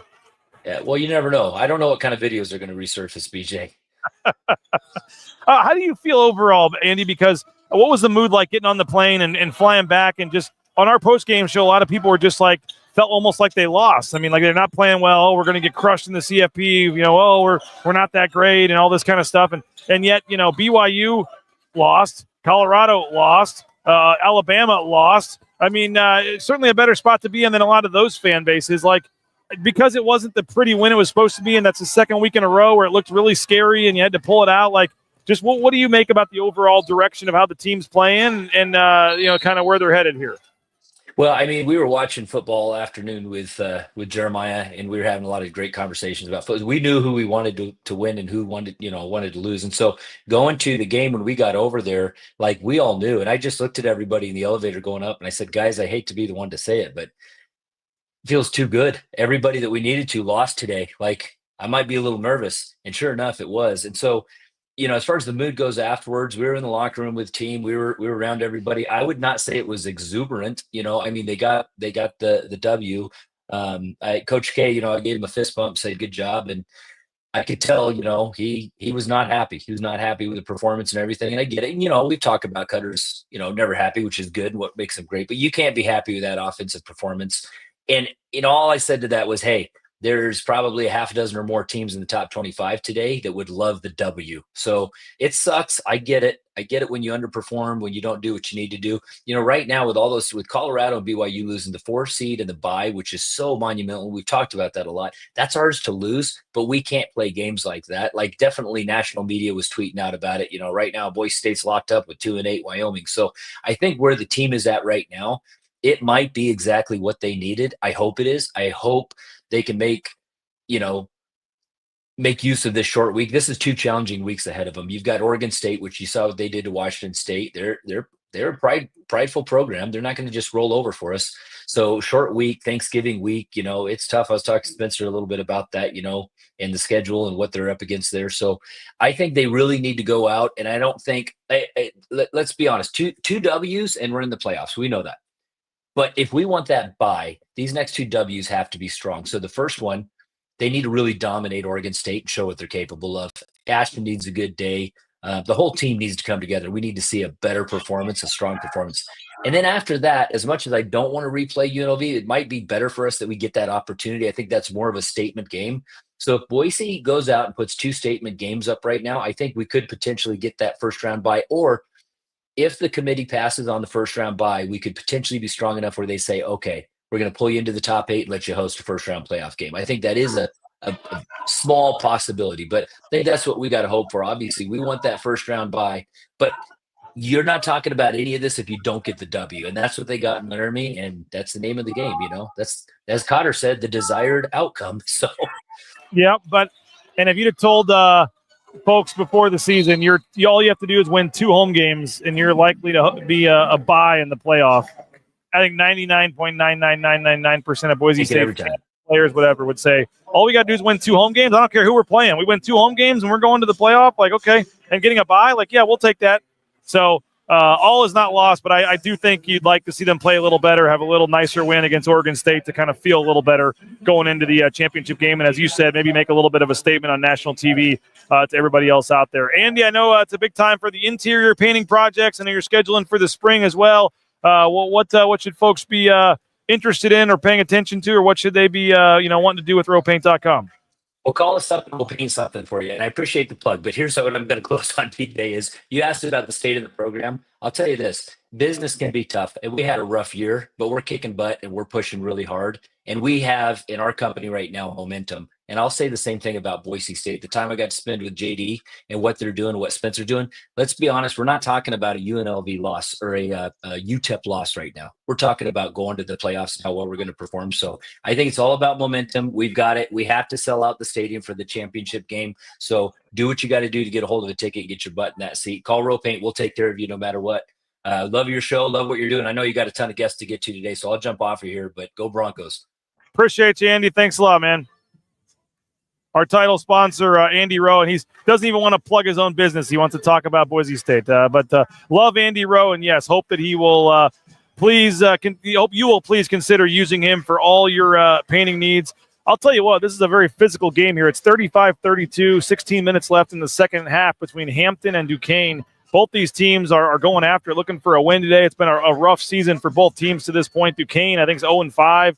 And Hampton obviously has struggled and lost to Boise State yesterday. And there's been multiple scuffles and guys getting into it. And this is going to be a heated game here as a 3-point game with 16 minutes left. We are going to have Abe Jackson come over and join us in about 5 minutes or so to officially kick off the Lithia Florida Boise basketball pregame show. We'll keep talking football as well. We have an interview with David Moes. We have a lot to get to. I know some of you, for whatever reason, only care about football. When we start talking basketball, you turn us off for some reason. And if that's you, that's fine. But you should be a fan of all Boise State sports, and you got a top 25 level caliber type basketball team to root for as well. And so this is a big game today against South Dakota State. We're going to get into that in a little bit. And South Dakota State comes in at 150 at Ken Palm. This is going to likely be a quad 2 win or loss by the end of the year. They're a quality team. They've got some very good players, including a transfer from Washington State, Oscar Clough, 17 points, 11 rebounds a game from Washington State. So we'll get into that in a little bit later. But we're talking football for a couple more minutes here. And again, appreciate everyone that has subscribed, for joined us. Yes, I agree. Andy is a great guy. Appreciate that, and appreciate him as always for, he mentioned it, been a little bit of a tough year for rowpaint.com. So if you have a interior painting project and you're able to use them, the concrete coatings is what I highly recommend. Great stuff. I highly recommend the concrete coatings and what they have going on at rowpaint.com, and help support the sponsors, folks. It's the only way we can keep this show going and have the coverage you're getting down here at the Cayman Islands. If we can get folks like Andy Rowe and his business to be making some money here, so support the sponsors if you can, including Andy Rowe and rowpaint.com. While we're waiting for Abe Jackson to come join us, do want to thank a couple more sponsors: Taco Bell, TacoBellWorks.com, SON Management, the Nicolason family. They are hiring at Taco Bell, so if you are looking for a job, Taco Bell can help you out. TacoBellWorks.com, the SON Management Group, the Nicolason family. They do great food, great service, great environment when you walk in, but they are hiring. So if you want to get free food while you work, half your wages the next day after your shift, great promotional opportunities. I highly recommend the folks at Taco Bell. Transportation compliance service. If you're looking for a job, want to get into the trucking industry, be out on your own, I highly recommend the folks at transcompservice.com. The trucking industry is booming right now, and you can be a part of it and make some big-time money and be out on the open road. But you need certain permits and things, and they can help you out. Transportation Compliance Service, transcompservice.com. You're looking for some Ashton Genty gear? They've got it at the Blue and Orange Store, theblueandorangestore.com. They've got the Ashton Genty gear at the blueandorangestore.com. They got a couple racks right there in the front of the store. You can check that out, theblueandorangestore.com, or you can order it online anywhere in the United States, or the world for that matter, at the Blue and Orange Store and the blueandorangestore.com. Ashton Genty, a Boise State gear at the Blue and Orange Store. They got all the coaches sideline up here, all the other good stuff as well. And Jackson's, don't forget Jackson's, if Boise State scores 70 points in a game in January or February, you get a $2 hot dog and soda at Jackson's. But tomorrow, you get it for $1. Hot dog and a soda tomorrow at Jackson's for $1, thanks to Breezy Dubar getting the touchdown against Wyoming. So Breezy Dubar gets the touchdown. You get a hot dog and soda for $1 at our friend at Jackson's. All right, we bring on our man Abe Jackson as we kind of transition here to the pregame show. And Abe, heated game here. I don't know how much you've been paying attention, but there's been some scuffles and stuff. Both these teams are looking for a win. This Duquesne-Hampton game's been entertaining. It has been. About, 5 tacks, a guy get thrown out, an intentional hard foul at the end of the first half. And, Hampton, they haven't had many wins this year. Duquesne's looking for their first win of the season. Both first-year head coaches, I believe, as well. So, yeah, getting pretty intense. Yesterday, Boise State, we talked about it on the post-game show, but a little closer maybe than it looked like it was going to be. Boise State was up 23 points at one point late in the first half, only end up winning by 14. And kind of like the football game the other night, just some people, only 14 when you're supposed to win by 22, just felt like a little like you left a little less than fulfilled or satisfied. But first game of the tournament, a lot going against them in terms of the schedule and the time and all that stuff. For them to find a way to get a win and move on. What were your takeaways? Well, it's so interesting of how a 14-point win feels, right? Like if you were leading by 6 or 7 the entire game and then all of a sudden you win by 14, you'd be thinking, okay, they stretched the lead and they got to win by 14. But on the other side, they were up 22 and then it got down to 11 and then ended up winning by 14. What I will say, though, is that Hampton got pretty hot. Farrakhan's a guy who can hit tough shots. He hit a couple fadeaways. Their big guy who was shooting 10% from 3 on the season, knocked down 1 or 2 threes in that second half. It's just how basketball goes. But the Broncos held on, and they're playing in the second round. And for the first time in the last 3 years, they've gotten a first-round win at a holiday tournament. Oh, it goes further back than that. We can go back to 2017. It was the first round of the Puerto Rico tip-off, which was played in South Carolina. For some reason, I don't remember if you went to that or were a part of that, but it was in Didn't get to that the one. South Carolina Puerto Rico tip-off. It got moved for some reason. They beat UTEP by 2 points, and that was their first win. They had been 0-5 in the first round, and it's just a different feeling. It had all day last night, all evening, and then you wake up today. I don't care what tournament it is. It's a different feeling waking up being in the winner's bracket. It is. When you know that your next game you have an opportunity to go to the championship and coming off of a win compared to coming off of a loss is big. And it's a different type of mindset, and it's a different type of coaching as well. When you come off and you have a first loss, the message is different than it is coming off of a win. You want to win this game, of course. But if you're coming off of a loss, it's more of, hey, we can still have a positive record in this tournament. We can still do that. And now the message is like, hey, let's focus on South Dakota State, and then who knows tomorrow. JJ is talking about the deep bench here in a comment on the YouTube chat. Exciting to watch Anderson Ugbo, RJ Buchanan, and Bowie. Coach Rice coaching more like Mark Few this season. The bench has been used a little more, and the bench has stepped up. And I know I asked about it on the postgame show, but those last 6 or 7 minutes, I thought R.J. Keene and Emmanuel Ugbo, what they brought to the table was big. Buchanan had a nice drive. Bowie's been impressive at times. Hit a 3, I think. I mean, they've whoever you another step over a guy there. We'll have to watch that. But this bench seems like to this point, whoever they're putting out there, you feel pretty good about them. Not hurting them during their minutes. No, for sure. And this is one of the deepest benches that I can ever recall, really, in the Coach Rice era. Sometimes there have been a couple guys, maybe 3 off the bench, but I mean, we had 9 players yesterday hit double digits in minutes, and the one that didn't was at, I believe, 8.5 minutes. So close. You don't know who the bench is going to be. You know who your main guys are going to be. You're probably going to have Degenhart, Stanley, and Cardenas out on the floor. Maybe Meadow instead of a Stanley. There's a mix with those guys. But then the last 2 spots of the 5 that are out on the floor, it could be anybody on the bench. And yesterday it was Keene and it was Ugbo, and some other times before it's been some other guys. So many people that he can choose from. A mix and match of your 5 that's out on the floor makes it a very tough team to handle, especially in a tournament where you have 3 games in 3 days. All right, I got 2 stats for you. We've talked about both of them throughout the season. One good, one not so good. But Boise State coming in 12th in the country right now in free throw percentage, 81.5%. They're 12th in the country. They're also shooting a lot of free throws. And the big guys are some of your better free throw shooters as well. That is a sign that bodes well, moving forward here in close games and things like that. A team that can shoot well from the free throw line. Yeah, in getting to the line. I mean, I talked to Coach Rice about that in our pregame interview on the radio. And it's the big guys that are doing it. And you have, against Hampton, you have Tyson. I think he forced 5 fouls himself, or 6 fouls himself on Hampton. Omar forced 7 fouls himself on Hampton. The highest player from Hampton that forced fouls was 2.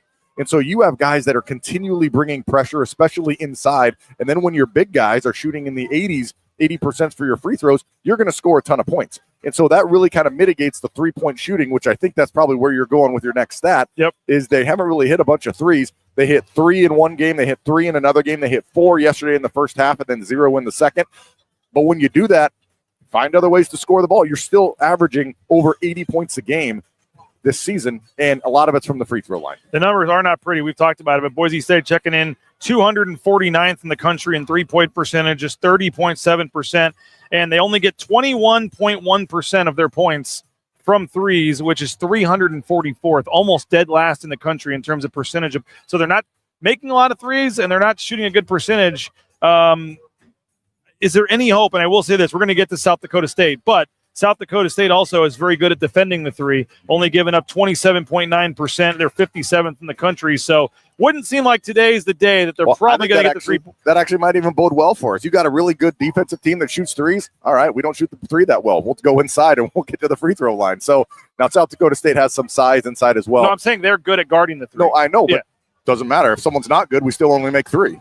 That's true. That's true. That's true. So if you're really good at guarding the 3, it's not like they're trying to take that away from us. Boise State's strength away. Okay, go ahead and guard us some 3. We'll just go inside anyway. That's a good point. That's a good point. So, but with Boise State, I think they're better shooters than what we're seeing, and you hear that all the time when you talk about shooting, right? Especially from the 3-point ranges, that it's such a streaky thing. It's really hard to have a 3-point shooter that says, maybe shoots 40% on the year at the end of the season, and you look, and every single game was 40% that they shot. No, they're going to have some 60%. They're going to have some 20%, some 30s, some 50s. And at the end, it's going to end up at a good percentage. I think this Bronco team's a much better 3-point shooting team than what the percentages show. But, we're kind of getting a little deeper into the season. And at some point, that'll have to change. Bronco 130 saying, Abe, listen to the broadcast yesterday. Well done pulling off the play-by-play, color, and commercial. Hey, all right. Yeah, get all those reads in. I think today's going to go a little bit better. Yesterday felt a little shaky, so if anyone's tuning in today, you can give me a little comparison of yesterday and today. Abe will be on 670 KBOI, his pregame show, which I know is his favorite part, talking without not having a game to talk about for 30 minutes by yourself. That pregame show, it's a lot easier when you can have a conversation instead of just making statements and then reacting to your own statements. Why do you think I pay you to come and do this with me? Help kill 10 minutes. Right. But Abe Jackson will be coming up at I'm always thrown off of my timing here. 11 a.m. right back in Boise. 11 a.m. back in Boise with the pregame show on 670 KBOI. The broadcast for the game is 11:30. South Dakota State, I think coming into this tournament, we were kind of saying, hey, should win this tournament easily, not a great field, but you start to look at some of the numbers. There's a couple decent teams in this field, and South Dakota State is one of them. They come in at 150 at Ken Palm. I think top 135 for neutral is quad 2. So this has a chance to be a quad 2 game. They're going to be competing for the Summit League title there, and you look at some of the things that they've done. They've already beaten McNeese, who's a team that won 20-something games last year and is in number 88 at Ken Palm. They beat them. They've got some other blowout wins. They did lose to beat Duquesne 71-60. Their only loss is a 9-point loss to Northern Colorado, who is ranked 133rd at Ken Palm. But what do you make of this South Dakota State team? And I mentioned Oscar Clough, the Wazoo transfer, played the last couple years against Boise State, 17.7 points. 11.3 rebounds. He's 6'11", 260. Yeah. It all starts in the middle with Oscar Clough. Yeah, he's a big body. And, the Broncos are going to have their hands full with the height and also the size of Oscar Clough. But what is actually nice for me is that they played against Clemson that had some big dudes and some really strong guys as well. And the Broncos really out-physicaled Clemson in the paint. It's Stanley and Degenhart and Ugbo. So I think they're going to be able to handle him, but he's also a guy that can affect the game in every single aspect. He had 5 assists against Duquesne. He had a double-double as well, and he's huge. He can block shots inside. So he's going to be a handful, but I like how the Broncos will be able to attack him. Now, they are a young team, South Dakota State. They are an average experience of players 0.8 years. That's 335th in the country. So they're one of the 25 youngest teams in America. They've got 4 freshmen that get big minutes for them, a sophomore, a junior. One of those players, Nate Barnhart, a Wyoming transfer, by the way, a 7-footer, a reserve. But when you're playing a team that is very young, a lot of freshmen, you're in a tournament, and you've got Tyson and Omar and Cardenas and some of these experienced guys. Yeah. How can Boise State try to use that to their advantage? Well, I think it's the momentum factor, and some people believe in momentum. And I heard Jalen Hurts the other day last week talk about that. He thinks it's just completely fabricated because it's only a mindset. So, but to try and keep the momentum away from the freshmen, because as a freshman, you can have really good highs and you can have really good lows. It's tough to really keep that even keel. So if the Broncos come out and get them first and get those freshmen on their heels and really just kind of implement their offense and defense onto them, I think that could be a pretty good start. But if you let those freshmen get going and then Oscar Clough inside, it could be tough. Boise State comes in turnover percentage 46th in the country at only 14.3% of their possessions. So they're not turning the ball over a lot. And South Dakota State does not force many turnovers. They're 340th, only forcing 12.9 a game percent of the possessions of being turnovers. So you would think this is a game Boise State should be able, with Cardenas, take care of the ball, not have a lot of turnovers, and hopefully turn that into points. Well, what would be nice is if there wasn't a whole lot of full court pressure and trapping, because that does just throw your offense off a little bit. But Cardenas is such a nice guy to have in your back pocket. He had 8 assists against 6 turnovers against Hampton. He has 6 turnovers. That's his highest one, but he had 8 assists. And in a game that is that much pressure from Hampton, in your point guard starting the offense as well as he does, and against Clemson as well, it's just so much easier to get in your offensive flow. We saw it the last couple years, right? Last year, no really point guard. It was hard to get your offense started sometimes. The year before that, the only really good ball handler was Marcus Shaver. We saw what San Diego State did to Boise State with the pressure without a good point guard. So having Cardenas there to bring the ball up, especially against some younger players, I think the Broncos offense could click today. Rebounding, I think, will be a big one as well, because you look at the numbers, South Dakota State is one of the best defensive rebounding teams in the country. They do not give up offensive rebounds. Boise State, at times over in the recent years, has lived off getting those offensive rebounds and getting extra possessions. Boise State did a really good job cleaning up the glass against Hampton, but I think rebounding, especially with Clough there in the middle, will be a big key today. Yeah, bodies on bodies. That's what you got to do. And Clough is going to have his way inside with some of the rebounds. It's just hard not to at 6'11", 260. But the Broncos also are one of the better defensive rebounding teams in the country over the last few years. So offensive rebounds could be hard to get. So some of those extra possessions, if you get maybe 4 or 5 extra possessions and get some buckets, that could be the key to the game. Second day of a tournament, you're playing roughly 24 hours after you just played. Another earlier in the day, but a little later, 1:30 here instead of 11. But what's the turnaround like, the prep like, and what, how do you manage minutes in the second game of the tournament here? Because you had 3 guys that played heavy minutes, which you would have liked to have extended that lead and not had to keep Degenhart and those guys in late in the game. But Cardenas, Degenhart, and Meadow all played well over 30 minutes yesterday. I've always said when it comes to tournaments like this, the second game isn't really the one that you worry about. It's that third game. The third game in 3 days, kind of like at the Mountain West tournament. The second game, and these guys are so in shape and they take care of their bodies that the second game, unless you get some sort of bump or bruise in that first game, I think they're going to be good in the second game. Now, tomorrow, when we're talking about minutes, that's when I think it could really come into play. What are your final thoughts? Just your keys to this one for Boise State, and obviously a chance to win a preseason championship, which I don't know if you know off the top of your head when the last time that happened was. It's been a while. I don't think it's happened under Coach Rice. Yeah, it's been a long time. So I've just been looking under the Coach Rice era. So 15 years, if they come out with a championship, I think it would be their first. And they got to the title game at least a couple times. They haven't been able to win that game. With Drimmick one year, they made it. Maybe it was the Diamond Head. I don't know. To give themselves a chance at that tomorrow, what do they have to do today? I think they have to handle Clough inside. I mean, he's a double machine. He's 6'11", 260. He had 5 assists as well. So when you double team him, if you're going to, he can throw the ball over the top for some of their shooters. So I think really handling him, that's where the offense goes through. And if you can handle him well and make those freshmen actually make plays and have to knock down shots in a tournament, I think that's the route you got to go. Well, we appreciate it, Abe, as always, and good luck on the call, and then hopefully the timing works out again to jump on the postgame show. All right. Sounds good, man. There he is, Abe Jackson. Again, you can hear him on the call. Let's go back to some of the highlights. Abe Jackson will be on the call on 670 KBOI coming up at the top of the hour there in Boise in about 20 minutes. This was the game yesterday against Hampton. Dylan Anderson hitting a 3 from the outside. That was certainly nice to see him get going, hit some shots. Hopefully you followed us on social media because I posted about 7 or 8 clips during the game. So you can check our social media channels for some of the clips and things that we posted. We'll try to do that again today. If you're unable and don't want to pay the $30 to flowsports.com, we will try to give you some highlights on Twitter, and then we'll have a full highlight package like this on the postgame show. Andrew Meadow, the up and under there from Andrew Meadow. That was a nice move there in traffic. The harm and the foul. Nice no-look pass there from Alvaro Cardenas. He did have 8 assists yesterday. Played very well. Nice ball movement there for Boise State. Nice fake there from Tyson. Great ball movement here. Keene ends up finding Buchanan. He ends up scoring right there. Boise State up 18-12 at this point. Julian Bowie, nice pass to Dylan Anderson for the slam. Dylan Anderson actually had a really nice game. He just didn't get to play much in the second half as Hampton went 5 guards. Speaking of the bench, there's Julian Bowie, hits the 3-pointer from the corner. This dude who's balling right now for Hampton just hit another huge 3. Number 1 had a big bucket there for Hampton before at the end of the shot clock. Manuel Ugbo with the nice bucket. Again, Boise State built a really nice lead in this game. Nice pass there from Cardenas. Meadow in the corner. He hits the 3. Nice game from Andrew Meadow yesterday as well. Meadow fakes the 3, drives, gets it to Cardenas in the corner. Points to the heavens. Finally a 3-pointer for Cardenas. Been a little bit of a struggle for him shooting the basketball, but he makes a 3 there. Again, more nice passing. And 1. Omar Stanley connects on the bucket there.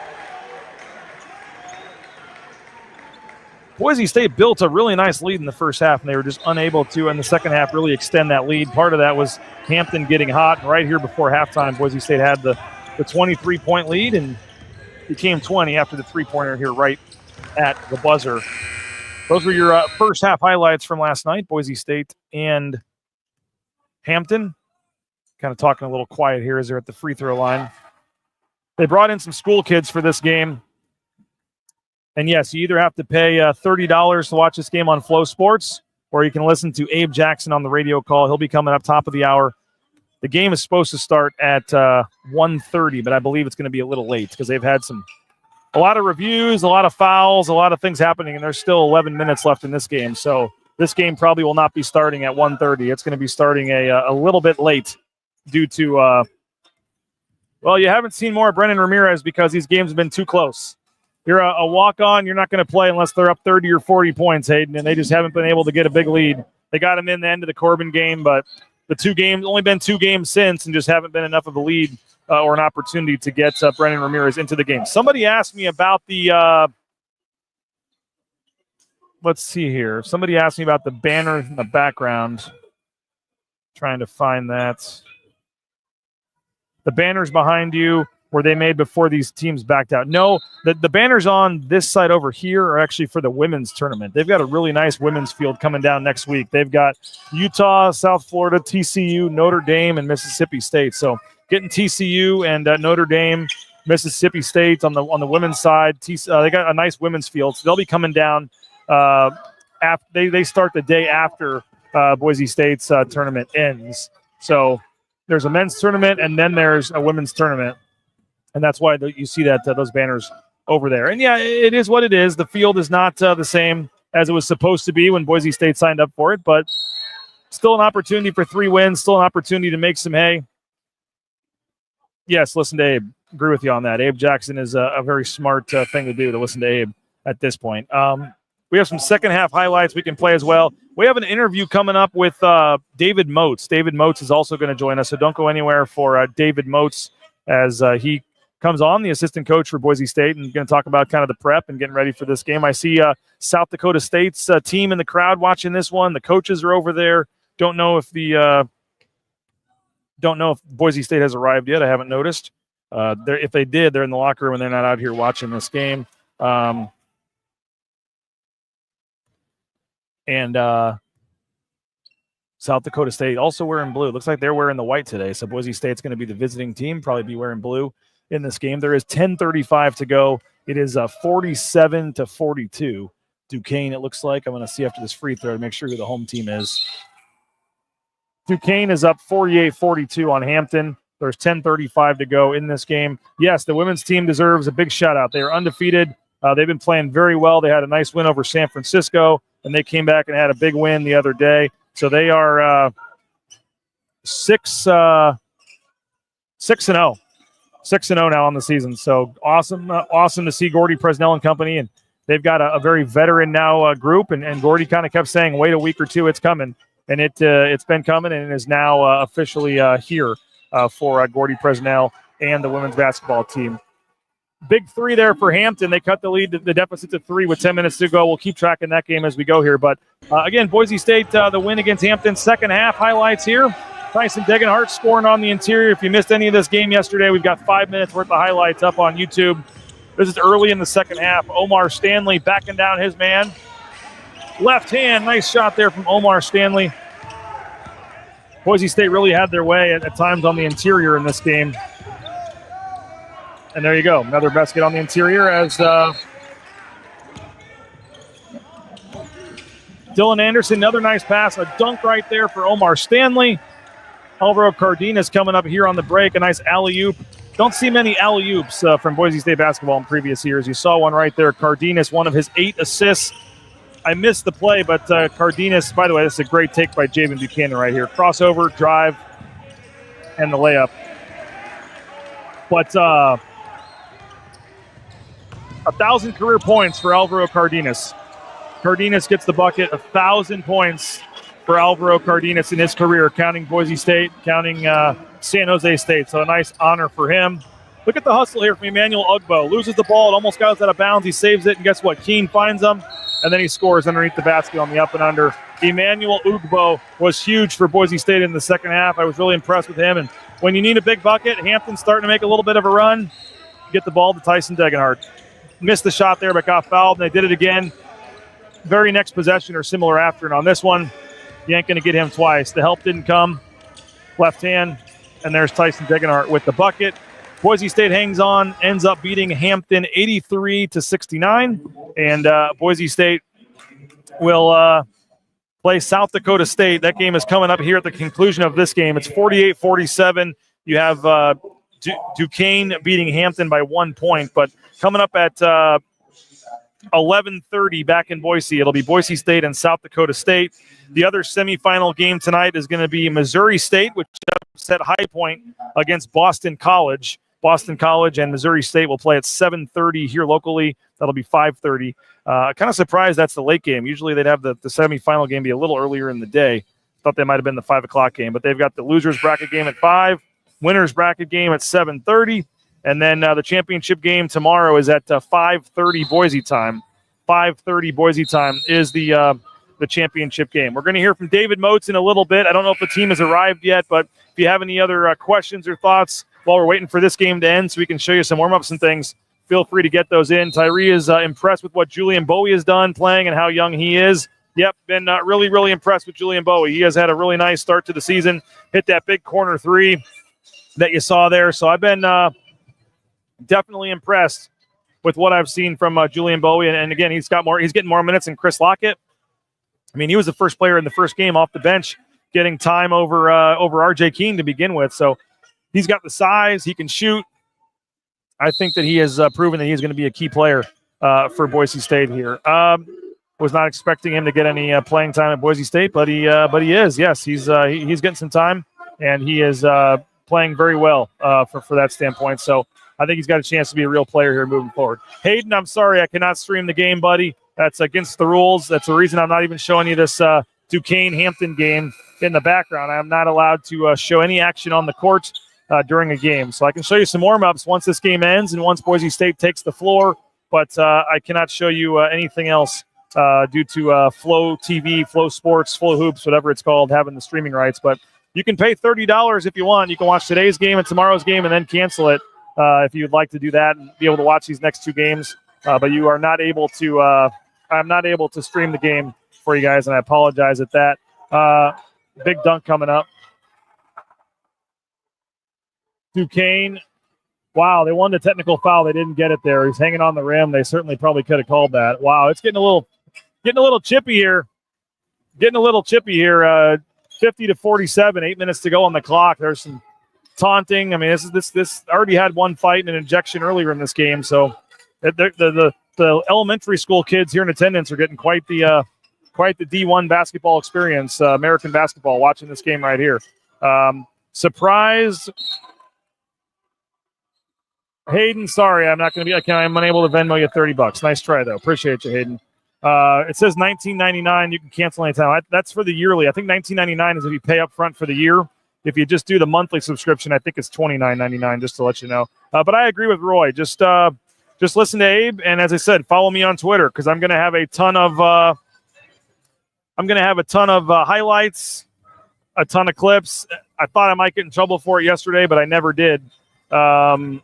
But I posted to Twitter a decent amount of clips. Every media timeout, I tried to post a score and a clip. So follow me on social media. We'll have some clips for you. And then again, on the post-game show, we'll have a full post-game show. We are going to stream the Spencer Danielson press conferences. Our man Jaden Finch is back back in Boise, and he's heading to the press conference. We will stream Spencer Danielson press conference live on Bronco Nation News, and that's going to be right about when our post-game show ends. It may even overlap a little bit now. So on our post-game show, you can either dip out if you'd rather listen to Spencer Danielson than hear from Leon Rice and players after the game. I understand you can, but we will stream the post-game. It's a different time today. 2:00 in Boise is the press conference. 2:00 in Boise is the press conference today with no school this week. So we will stream that live on Bronco Nation News. It may overlap with the post-game show, so you can watch our post-game show and then go back and watch Spencer, or you can watch Spencer live and then come back and watch our post-game show after that. How did I get to the Cayman Islands from Boise? I went on Southwest Airlines to Denver and then to Orlando and then had to spend the night and then went from Orlando to the Cayman Islands. 3 flights, 2 days, and have to do the exact same thing on the way back. The team was able to find a Delta flight. They spent the night in Atlanta. The first night, woke up, flew to Boise, but they get on Wednesday in 1 day. They get to go to Atlanta and then to Boise. So they have a full day of traveling. But using Southwest and using some points and credits, didn't have a way to do it in 2 flights or in 1 day, so we had to piece it together. So it's a 3-flight, 2-day trip back to Boise for myself. But Why is this tournament in the Cayman Islands high school gym and no crowd?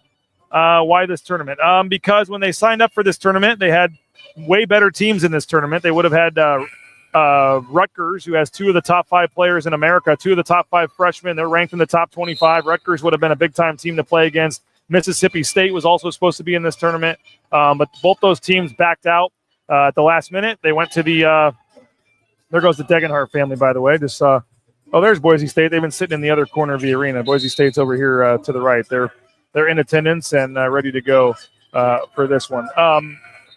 But it's just bad luck. The tournament changed. Things happen, and Boise State was not able to, just wasn't the field they signed up for. But I do think that I do think it's a good chance for some good wins still. It's a chance to get some team bonding. It's the Cayman Islands. I mean, the one thing about Orlando, somebody asked what was nicer, Orlando or Cayman. Orlando had better teams, and it'd be a better setup, better facility, but you're not on the beach. You're not on the ocean. So from a perspective of like the better trip for the players and the better views and things like that, I would say the Cayman Islands certainly gives you that. But in terms of better chance at quality opponents, that would be probably the Orlando tournament last year. But like I said, South Dakota State, I think, has a chance to get you a quad 2 win. And I think the championship game, Boston College, if they play Boston College, that'd be a quality win, quad 2 win as well. Boston College is a quality ACC team. They come in at like 130 at Ken Palm. That'd be a quad 2 game. So a chance to get a couple of quad 2 games and a couple of, opportunities for this team to keep the momentum rolling. And you look at their upcoming schedule. If they're able to win this tournament, they should be able to go on a nice little win streak here and go into that St. Mary's game at like 8-1. And so obviously it's would you like to play every team? That's great. Yes. But don't forget the metrics can still be helped when you play a bad team. You just have to beat them by a lot. So certainly an opportunity for Boise State to take care of business. The Ken Palm number is 12. So the magic number today is 12. They dropped 4 spots at Ken Palm yesterday because they were supposed to win by 20 and only won by 14. The magic number today is 12. So you'd like to win this game, obviously, first and foremost, but you would like to win by more than 12, and that would certainly help you as well. Yes, this is what happened. Rutgers got a $1 million NIL offer, and they backed out at the last minute. And even the NIL tournament agreed to pay the $100,000 buyout as well. So they paid the $100,000 buyout. That allowed Boise State Rutgers to back out of the tournament. Mississippi State followed and just paid the buyout as well. And the tournament, frankly, was probably okay with it. They got an extra $200,000 for these teams backing out, and the other teams were already locked in. So they found a couple of replacements for them, and it is what it is. So this was not originally the tournament that Boise State signed up for. Boise State is going with the blue uniforms today. Blue uniforms for Boise State. And again, we will show you them take the court as soon as that happens. They cannot take the court until this game ends. So we're just tracking to the end of this game. There's 6 minutes left still. So 6 minutes left. We'll have hopefully in the next 10 to 15 minutes, this game will end, and we'll be able to show you warm-ups and get you set for Boise State. Let's see what we got here. Hayden, I believe I said basketball game. Basketball game is much easier. I don't think I can hook you up for Oregon State football game. That's going to be pretty tough, man. We'll try to get you basketball tickets at some point. Let's see. Buddy and my girlfriend went to the ESPN tourney. They parlayed into a Disney trip. Yeah, definitely. That is certainly nice. Looks like Nick signed up and paid $20 for Flow Sports. So maybe go pay the $20, $10 for each game, and you can watch this game on Flow Sports. Maybe somebody can get a Flow Sports membership and pass it around for everybody. Mike says, thanks for the great coverage. Congrats on the Jayhawks. Appreciate that, Mike. Thank you for the kind words there. We're having fun trying to both sports overlap here and certainly trying to do the best we can to cover both sports, football and basketball. And I mentioned Spencer Danielson press conference. Jaden's going to be there streaming that at 2 o'clock. Our post-game show will probably start close to 2 o'clock as well with how late this game is going. So certainly not ideal that they both overlap, but you can watch one live, then watch the other one, watch one live, then watch the other one, whichever one that you want to do. No, not gray uniforms. I don't think Boise State even has gray uniforms. They have orange and black as their extra 2 colors, but they are going with the blue uniforms today. The coaches have the nice new polos for the trip, the blue polos with the yep. Oh, that's awesome. Eric lives in Orlando, got 3 games last year. I think I remember meeting you, Eric. That was fun. Chase, I agree. Just listen to Bob and Abe. Just listen to Bob and Abe on the post-game show. Another three-pointer for Duquesne. They've opened up a 55-47 lead. 55-47. Duquesne leads Hampton with 5:20 to go. Let's tell you a little bit about South Dakota, and then we'll hear from David Moes. And I'm sorry if it seems like I'm stalling, because I kind of am. So we're waiting for this game to end, and they're way behind schedule. So if you have a question or a comment or a thought, let us know, and we'll certainly get to it here on the Lithia Florida Boise pregame show. South Dakota State coming in at 5-1 on the season. They're number 150 at Ken Pom. One of the things to notice with them is they only have 0.8 years of experience.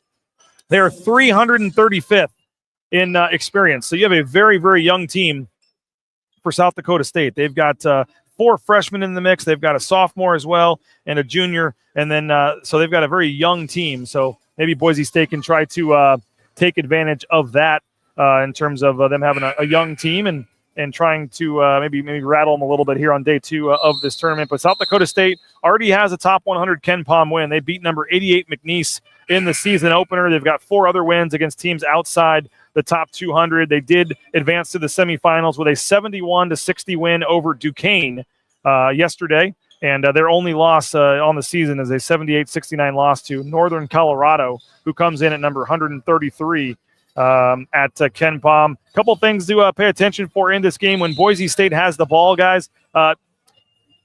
South Dakota State is number 11 in the country in defensive rebounding. 21.2% is all they give up in terms of offensive rebounds. So opponents only get an offensive rebound on 22.1% of the shots, so basically 1 in 5. Boise State is 87th in the country at offensive rebounding at 34.1. So Boise State has had some success on the glass on the offensive end. That is not something that South Dakota State typically gives up in terms of defensive. They're a very good defensive rebounding team. So whether or not Boise State can extend some plays and get some offensive rebounds and extend possessions is going to be a huge factor in this game. Another good factor for Boise State is the turnover percentage. Boise State ranks 46 in the country. They're only turning the ball over on 14.3% of their possessions. And South Dakota State, their defense, they don't get turnovers. They're 340th in the country. They only force 12.9% of possessions of turnovers, and that's even worse when you look at steals. They're 346th in the country in steals. They only get steals on 5.8% of their possessions. So you're not going to see a lot of pressure or a lot of turnovers probably from South Dakota State. So if Boise State can take care of the ball, hold on to the ball, not turn it over, that gives them extra possessions to get extra points. That's certainly a good thing. But those points probably not going to come from the three-point line. Boise State coming in 249th in the country in three-point percentage, just 30.7% from 3. And you look at the percentage of points Boise State gets from their three-point percentage, it's only 20.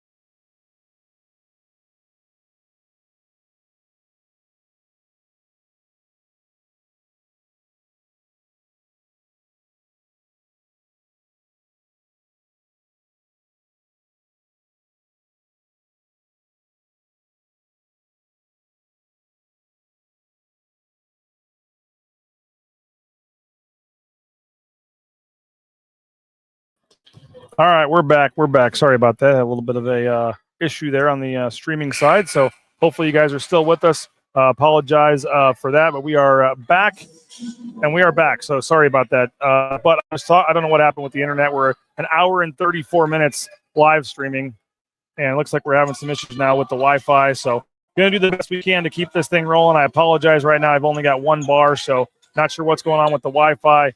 We'll do the best we can here moving forward. Get our interview with David Moes shortly. But I was mentioning Boise State, not great shooting the three. 21.1% of percentage of their points come from 3 for Boise State. So Boise State has not shot the 3 ball well. That's certainly something that needs to improve today. But as we talked about with Abe Jackson, Boise State, 81.5% free throws. That is 12th best in the country. So Boise State, a very good shooting team from the free throw line. And that does bode well for Boise State moving forward here. Their free throw percentage is very good. So South Dakota State, again, it's going to all come down with stopping Oscar Clough. Wazoo transfer, 17.7 points, 11.3 rebounds. Oscar Clough, 17.7 points, 11.3 rebounds. He is going to be a big-time guy to try to stop and that is Oscar Clough in this game today. The Washington State transfer, his worst game this season, he had 14-9. He's had 23 points, 14 rebounds, one game, 22 points, 11 rebounds, one game. So Oscar Clough has certainly been someone that has been tough for Boise State, or tough for a lot of teams, and he's going to be tough for Boise State for sure as we move forward here. I'm trying to find my interview with David Motes. I want to play that. I thought I moved it over already. Maybe I didn't. Let's see where our Motes interview is. Of course, we're having trouble finding it here.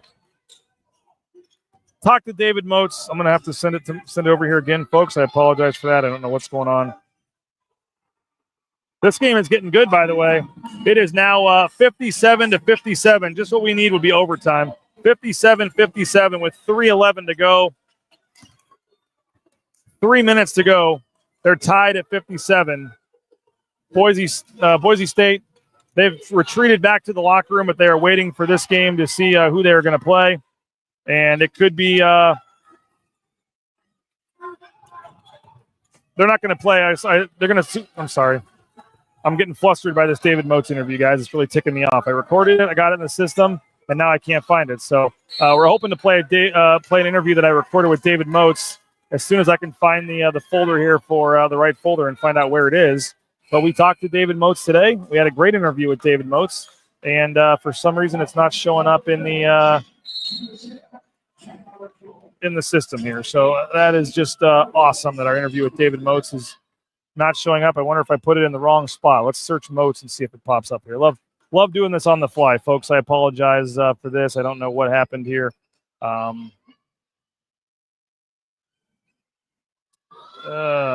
man. We'll have to figure this out here. Waiting for this to send. We'll try it again, I guess. All right. I'm going to play a quick commercial break. I apologize for this, guys. I don't know what is going on here, but give me about 2 minutes to try to figure this out. I'll get David Motes loaded up in the system. We'll be back here in about 2 minutes on Bronco Nation News. Subscribe to Bronco Nation News on YouTube. Join the fastest online growing community of Boise State sports fans. YouTube.com/Bronco Nation News is the website. If you're watching on Facebook or X, we ask you to swap over YouTube.com/Bronco Nation News. If you're already watching on YouTube, make sure you click that subscribe button. And while you're there, hit the like button as well. Help us show up higher in the algorithms. All the press conferences, highlights, interviews, live shows, all of our content is available on YouTube. Again, subscribe today so you don't miss any broadcast. Hit the notifications button and turn that on so you're notified when we go live. And again, subscribe to Bronco Nation News on YouTube. Join the Horseshoe Collective and Bronco Nation News at every away game football watch party at the National. It's inside House of Western proper, part of the Western Collective group at 610 West Idaho Street. You walk in, you turn to the right, and it's the bar right there. They'll have full audio of the games. Great deals, including $3 Horseshoe Gold Nails, and 10% of all proceeds goes to benefit the Horseshoe Collective. Again, Western Collective has locations in Garden City or downtown Boise. Try some of their delicious beers, including that Horseshoe Gold Nail, the first beer in the country to support an NIL collective. Check them out, Western Collective, our studio sponsor here at Bronco Nation News. I tell you every day, but there would be no Bronco Nation News without Andy Rowe and our title sponsor, rowpaint.com. Concrete coatings, interior, exterior, residential painting, commercial, industrial, all your painting needs. Consider the official paint and coatings company of Boise State Athletics. And again, our title sponsors. Support the sponsors, folks. Your next painting project, make sure it's with rowpaint.com. Check them out online, roepaint.com, or give them a call, 208-991-0567. Power and people, pride in painting. The title sponsor of Bronco Nation News is rowpaint.com. Be on the lookout for the next edition of the Tyson Degenhart Show, sponsored by Idaho Central Credit Union, ICCU.com. There's a branch pretty much on every corner, but the easiest, of course, is that mobile eBranch online banking in the app on your smartphone. Check them out for all your banking needs, whether it's a home loan, a car loan, just want to get a standard checking account set up. They can do it all at Idaho Central Credit Union. Check them out online, ICCU.com. Whether it's the Magic Valley, the Treasure. All right, back here live, and I found the David Motes interview. I hope most of you have stuck with us. Looks like you have. Apologize for the delay on that, but we are waiting for this game, Dan. We've got 2 minutes and 41 seconds left. It's a 1-point game. We'll show you Boise State take the floor live for warm-ups as soon as that happens. But until that does, I caught up with assistant coach David Motes this morning. Broncos coming off a win, getting ready for today's game against South Dakota State. Here's our exclusive conversation from earlier this morning with assistant coach David Motes. David Motes, assistant coach, joining us here pregame. get the win last night. Feeling pretty good. What's the feeling this morning? Yeah, feel great. You're in paradise and you got to win, and a good South Dakota State team coming up. So feel great for about 5-6 hours. It's a quick turnaround, and then you get back to work, and feels good. Semifinals. I know in these tournaments you can't spend too much on the previous game. You have to move on. But what'd you like from last night's game or yesterday's game? Maybe what was an area or two that you guys are focused on to get better at? Yeah, early morning game yesterday. So really wanted to see the guys come and compete, and they did that first half. We flat out came and we rebounded well. We guarded well. We kind of lapsed a little bit in that second half. Let them come back a little bit, but guys responded and guys played hard, and all 10 guys contributed in some way, some form, some fashion. That's what you need in these tournaments. You got 3 games, 3 days, so you need a bunch of guys stepping up, doing some different things, and it was good to see some guys do that. So how quick is that turnaround? I know you guys stayed and watched the game yesterday. What'd you do with the team? Anything last night?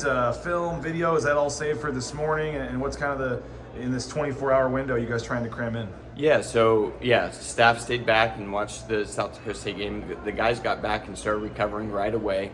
They got ice baths, got their boots on, got going to get prepped for today. They watched the game on the big screen here, and then got some rest. And then last night, late night film session with the whole team, and really dove into them, started our prep time here. And then here in a little bit, we'll do a full walkthrough and another game prep, and away we go.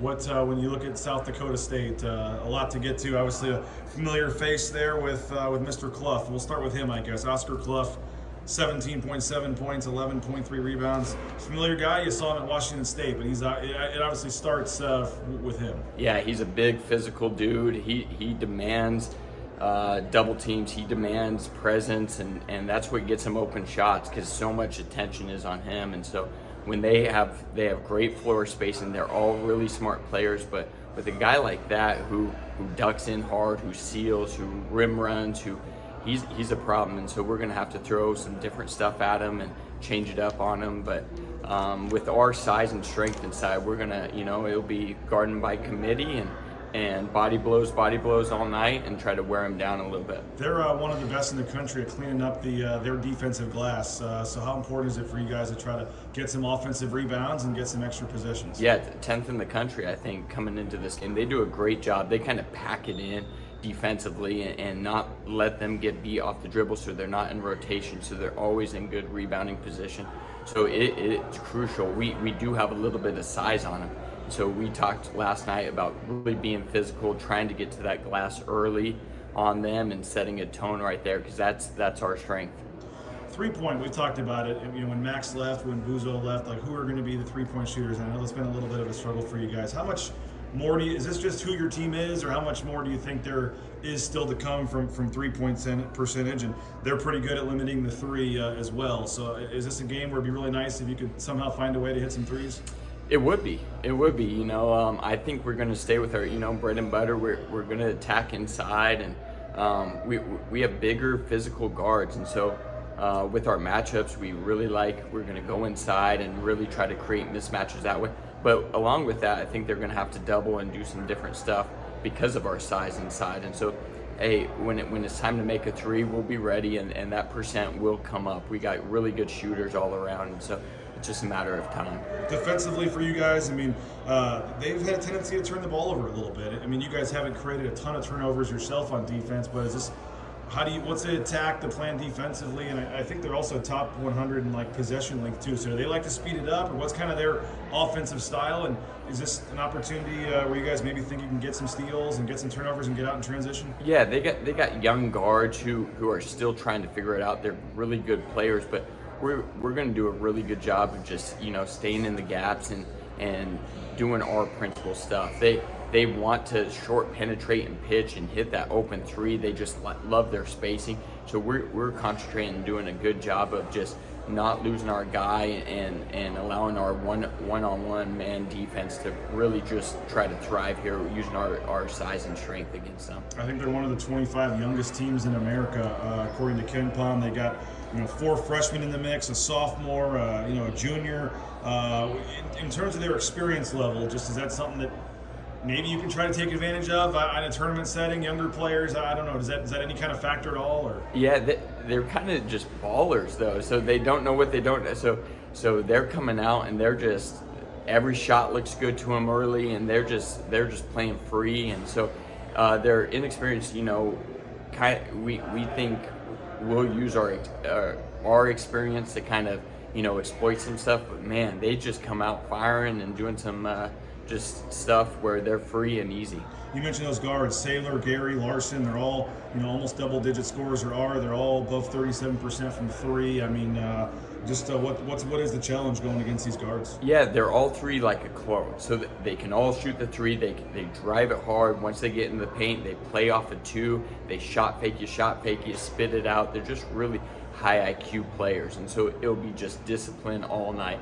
Just on the drive, staying down, staying in front, not leaving our feet for shot fakes and their pivots and stuff. So being disciplined all night and then not losing them on the perimeter, because they get an open look from three, they're going to knock it down. So it's just going to be like a long, disciplined game of not losing our focus. And I know they have a completely different team, but they do have the same coach. And 2 years ago, they came in and your guys' season opener and beat you guys. And I know you've only got maybe Tyson and RJ. I'm not trying to think there's anybody else that was even around for that. But I would say they proved they're a good team and can beat you guys if you don't play well. No, they're extremely, and we're watching clips of that game from 2 years ago. I mean, that we take that personal when they come in and play that well in extra mile and get that win. So yeah, we told our guys, they came to our place and won. Like, let's go. It's a game we need to win. We owe them one. Like that still stings to this day, and so a little extra chip for that. And I know they're not not to disrespect them, but they're not a name program. They're not a Power 5 program. But we just talked for 5 minutes about some of the players they have, some of the talent they have, the success they have. They're right at like 150 in Ken Palm. I mean, this could end up being a quad 2 win for you guys. I mean, this is like I said, maybe not the top 25 kind of games he played in last year's tournament, but this is a quality opponent, a chance for a quality win, and obviously going to be a tough game today. Yeah, no, they're going to be right there in the mix for a Summit League championship, and they're always like that. They have an awesome culture, awesome team. Like, they do a really, really good job. And when you face college teams like that have a storied, history and past, and they play just well throughout the year, it's an awesome environment. They're going to come with great culture, great discipline. They're going to guard you. They're going to be prepped. They're going to take you out of all your actions. So you got to be, what's our second punch, what's our third punch, and figure out how to go get a college basketball win. It's going to be an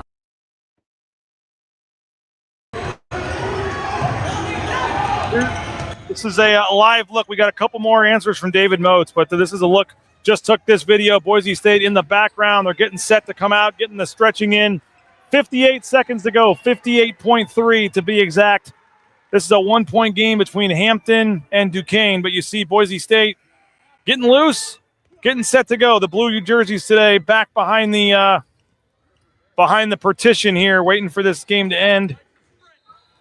Broncos getting set to take on South Dakota State. South Dakota State over here, they're wearing the white. They are on the floor, kind of in the corner, watching the end of this game. Boise State peeking through the curtain a little bit, but they're trying to keep them busy, keep them moving. And you see Boise State getting set here. We're getting closer and hope to show you a live look here shortly as soon as they take the floor. But for now, a couple more minutes with David Moes. Guys, for a second, I mean, it seemed like some of your guys coming off the bench just continue to impress. Keene and Ugbo in particular in the late in that game. I mean, they both played the last 6-7 minutes that entire game. You couldn't take them off the floor. Their energy, their hustle, what they're providing, I know it's a long season, but to have them, have Javen as well, and some of these guys, Julian, it seems like maybe more than years past, you guys, when you go to the bench, really can expect those guys to come in and not have a drop-off, and in some cases, it's been even a lift. Yeah, no, yesterday, Emmanuel and RJ flipped the game in both the first half and second. Once we hit that little stagnant point, they really do a good job of just bringing energy, and they just pour into the team. They do not care about their points. They just pour into the team, and we really need, two guys to come in and just do that. And we got just talent. Javen's a talented dude. Julian's a talented dude. They're coming. Chris Locke is a talented dude. So when they come in, there's no drop off in practice every day. It's 5 on, who knows who's going to win, first team, second team. So we have so much confidence in that second group, and it showed yesterday when, we kept those guys in for that whole second half and just rode with them, and that hot hand's going to get to play, and people who are playing hard are going to get to play. First time since 2017 that you guys won the first game of one of these tournaments and get to move to the winners bracket. How different is that feeling waking up the second day when you're in the winners bracket? And it's kind of a unique venue, not very big. There's not a lot of energy in there. It's not a big crowd. Like, that first game's always kind of the scariest. I mean, just to kind of know what you're dealing with now, to get through that, take kind of a deep breath. Like, what's kind of the feeling, I guess, going into today? It would seem like you guys are ready to just maybe come out of the gates firing. Yeah, you're settled in. That first game, you don't know what to expect. It's you're on a beach for 2 days. You're playing with a new ball in an empty gym. You just don't know. So get through that first game. Now you're settled in. Now you have a little bit more prep time. Now our guys know what to expect and how it's going to be. And so it's really exciting. It really is. Like, this game means a word. Like, we got to bed early. We're thinking about South Dakota State. There's nothing looking ahead. Like, they want to go win this championship, and so by doing that, you have to obviously go 1-0 today and prep again once we're through that game. David, appreciate your time, man. Good luck today. Of course. See you guys. There he is, David Moes. Appreciate him for jumping on. He is assistant coach for Boise State. And, by the way, if Boise State is lucky enough to win, we hope to have some good access tomorrow. They don't play till 7:30. They're hoping to let us maybe come do some behind-the-scenes stuff tomorrow as we get ready for the game. At 7:30 would be the championship game. 7:30 would be the championship game. So here's what we got. Here's Boise State. This is just seconds to go. They've now made their way onto the court. They're in the corner here waiting. They're watching. We have 25.1 seconds left in this game before it's 60-59. Sometimes the first game of the session is much better because you're starting on time. You don't have to worry around and wait, but obviously would have been an earlier start in the morning, so at least you don't start till 1:30 here. But 25 seconds left in the game here. Boise State's players are watching this one. And it looks like Duquesne just turned the ball over, so looks like Hampton's going to get a chance here. Oh, Hampton's winning by 1, and they have the ball. Wow, they have home and road, so I had that backwards here. Unis totally matched the bleachers. Advantage Broncos. Yeah, Boise State wearing the blue uniforms today. Let's see. And Roy, you heard him talk about that, and I was surprised. I wasn't sure if they were going to bring that up. You do have Tyson Degenhart. You do have R.J. Keene. I'm trying to think if anybody else has been around, but you have a situation where 2 years ago in the season opener, Boise State lost to South Dakota State. By the way, Cody Goggler is going to join us in a couple minutes. As soon as the team takes the floor, Cody Goggler is going to jump on and join us for a couple minutes as we show you the warm-ups and show you Boise State on the floor. So those of you that stuck with us for an hour and 54 minutes here on our live streaming coverage, you're going to get Cody Goggler live here in about 3 minutes when this game ends.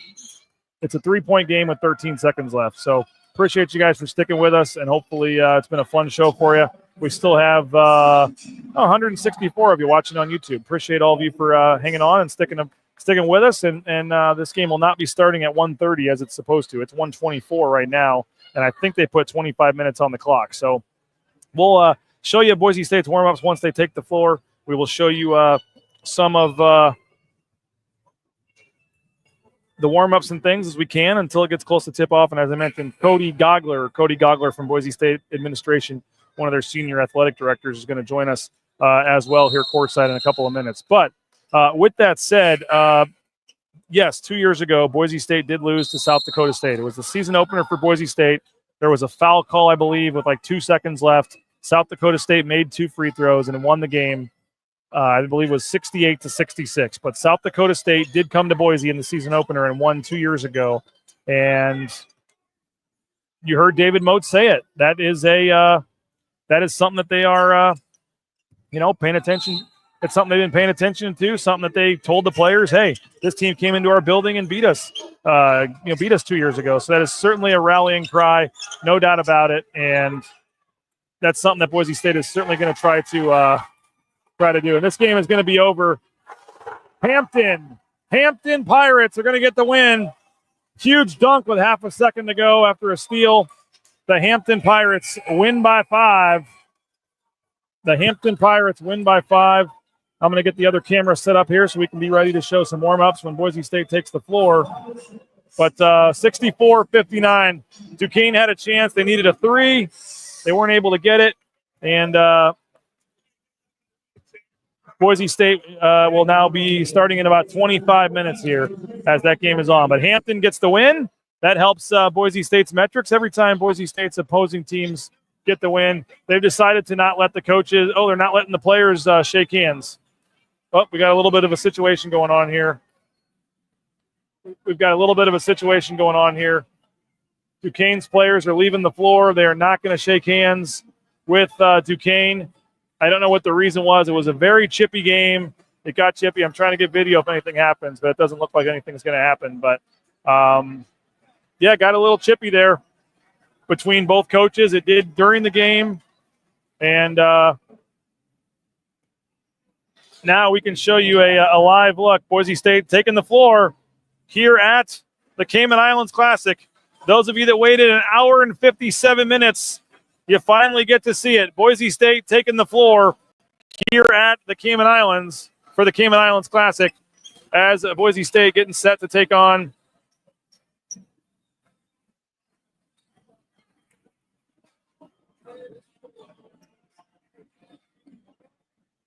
there's Alvaro Cardenas. Some of the players here getting set. Again, Cody Goggler is going to join us here in a little bit. But you see Boise State going to be 25 minutes on the clock, I believe. There's no basketballs. Boise State trying to start their warm-up, and there are no basketballs for that to happen. So as soon as they get the basketballs out, they can get started with their warm-ups here.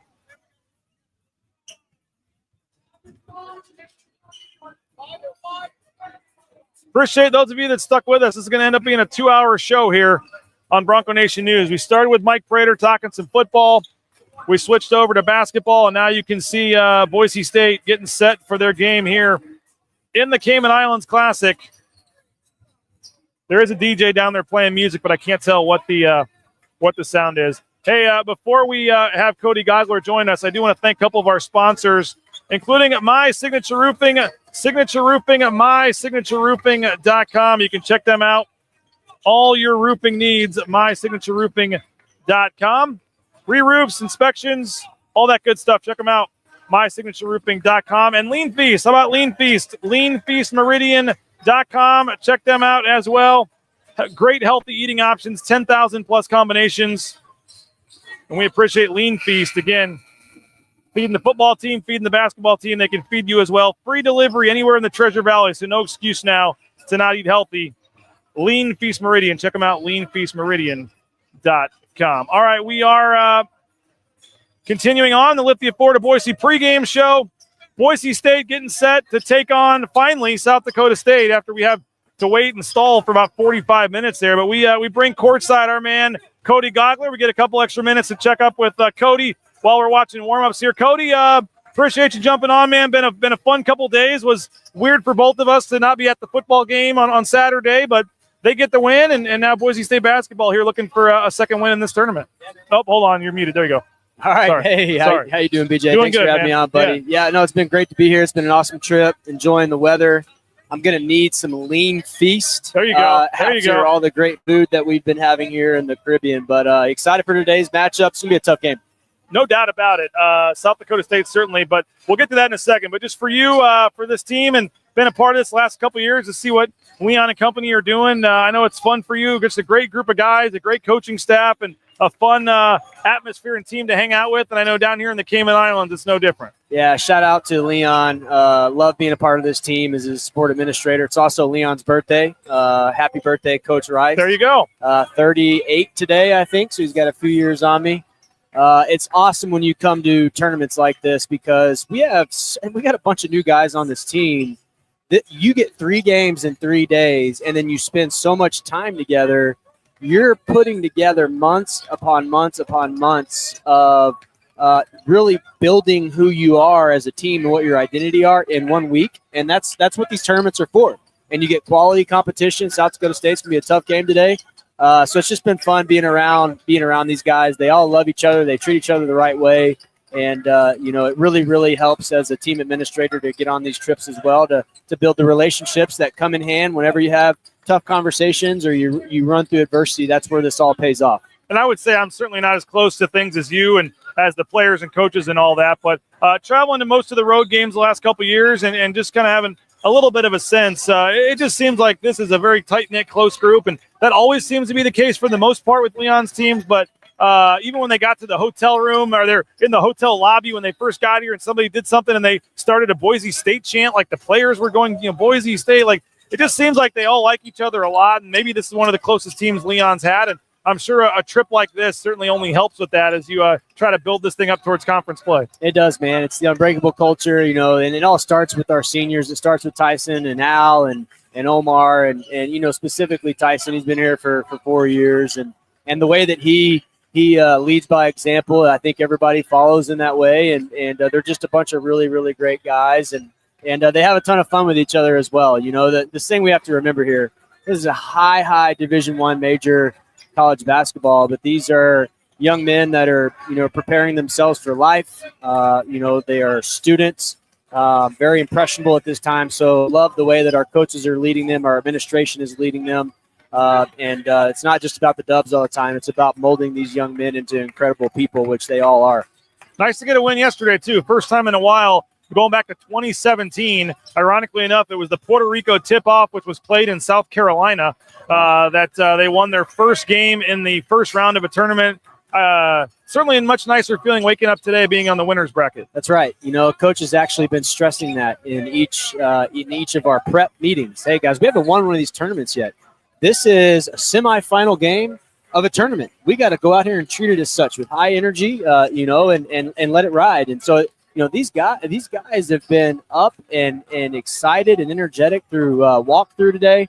I think you're going to see that as this game starts here. Sometimes you can worry about coming into these tournaments. You're at an island, you're at the beach. What's the reaction going to be? These guys are locked in, and I'm proud of that. I'm proud of the way that our coaches have prepared them for this because you're going to need this type of mentality at the end of the year. Kelly Pfeiffer, a little Mountain West rep here. Maybe get a little home cooking here from Kelly Pfeiffer. But I also want to talk to you about the football team. They clinched the slot in the championship game. I know there's a detailed process with tickets. I believe tomorrow they go on sale to the general public. But what is the update? I know in years past it's been a little tough to fill that place for the championship game. Yeah.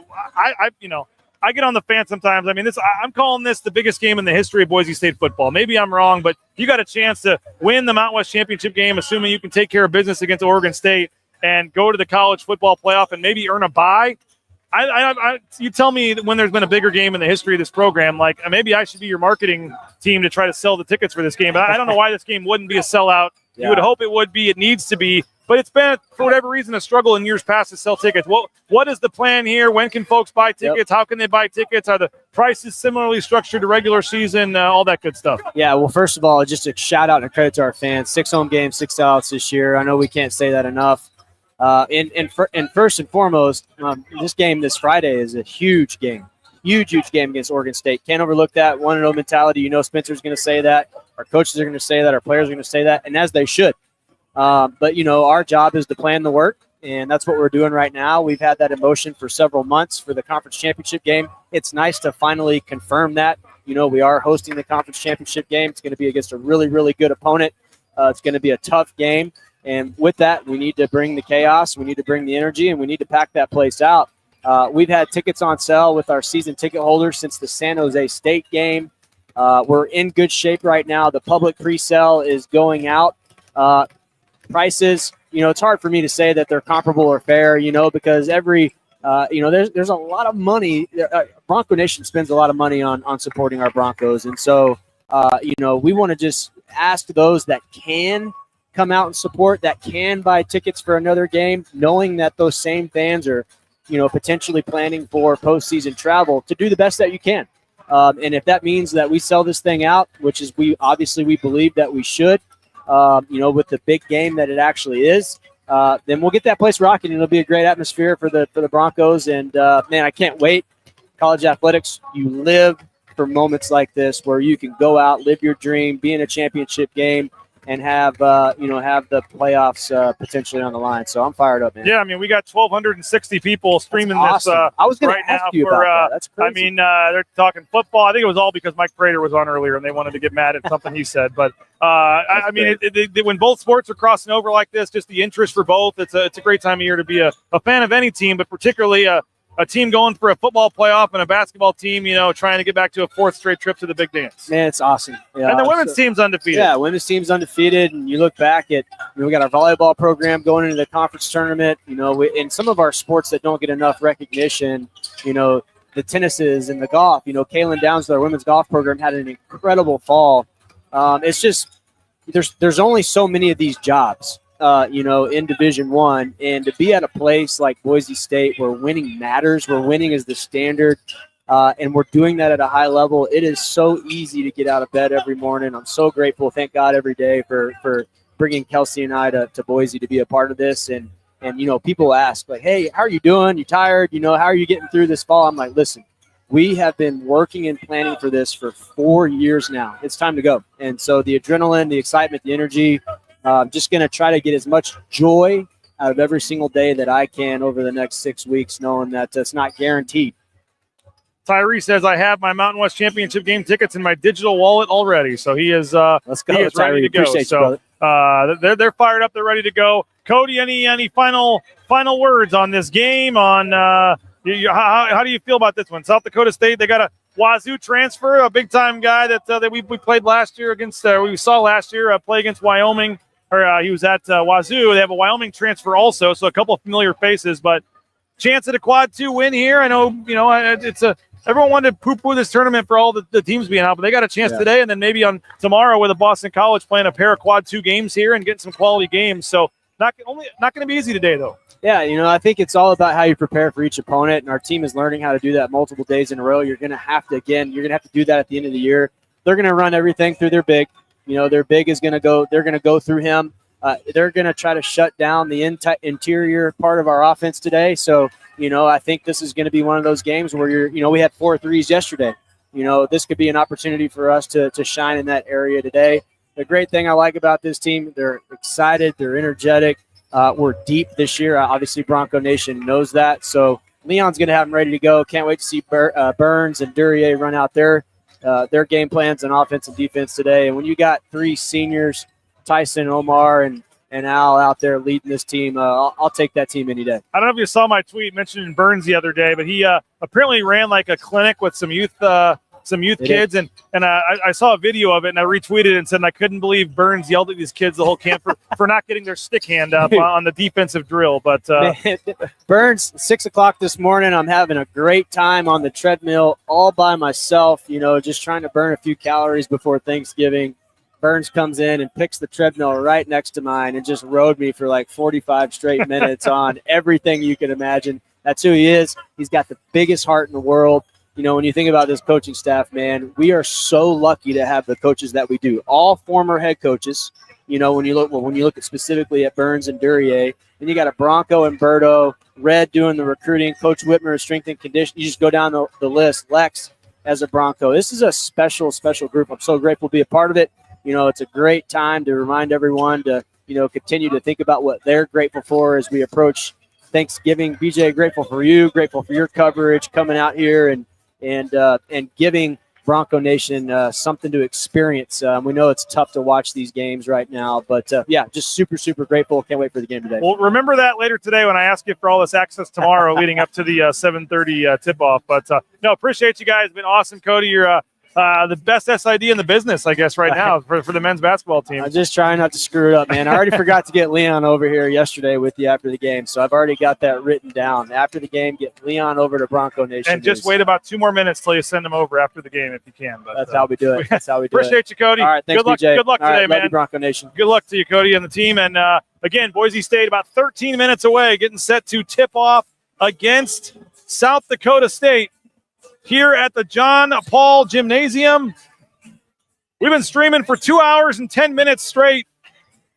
You see the Broncos getting some shots up on the floor. Not seeing a live look here anywhere else. Bronco Nation News. If you can help us out, $50, a full year subscription to BNN, help our travel costs. I know everybody jokes about this being a work trip to the Cayman Islands, but this was not a cheap trip. So if you're able to help us out, $50 for a full year at BroncoNationNews.com. We'd love to have you jump on board. If not, we have the monthly option as well. And then a minimum, please support the sponsors. Go buy a car from Lithia. Go buy some gear at the Blue and Orange store. Go switch to ICCU. Go eat at Taco Bell, all that good stuff. Help support the sponsors that makes this thing go around. So we appreciate you guys for checking us out and staying with us all the way. And it's been fun. Would have been a little more fun if that first game didn't go significantly delayed, so we had to stall there. But we still got 157 of you watching on YouTube, so I appreciate all you guys that have stuck with us here. And you see Boise State on the floor getting up some shots. When you're that second game, you got to wait around a while, and then you have a short time to get your shots up. So it's not a lot of time. You only get to shoot at one end of the floor. So certainly a big one. There's Kelly Pfeiffer, the official, talking to some of the players here for Boise State. And he is a big-time official, does a lot of Pac-12 Mountain West games, so that's nice to see. Doug Shells, one of the officials from yesterday's game, is also back today. But Boise State, 11 minutes away, game time almost here. And just to reiterate what I was saying, we'd love your subscription if you can help us out. $50, BNN 50 deal. We have the $6.99 monthly option as well. That gets you a daily email, exclusive content from Mike Prater, from Nathan Carroll, from myself, all kinds of stories, exclusive content, and it does get you entered into the contest for the private jet trip for two. We're giving away private jet trip for two to a Boise State road basketball game this year to a lucky paying subscriber. You got to be a yearly subscriber. So jump in for that, have a chance to win. And hopefully you're enjoying what you see here with Boise State coverage down here at the Cayman Islands. So appreciate you guys. Yes, the game is on Flow College.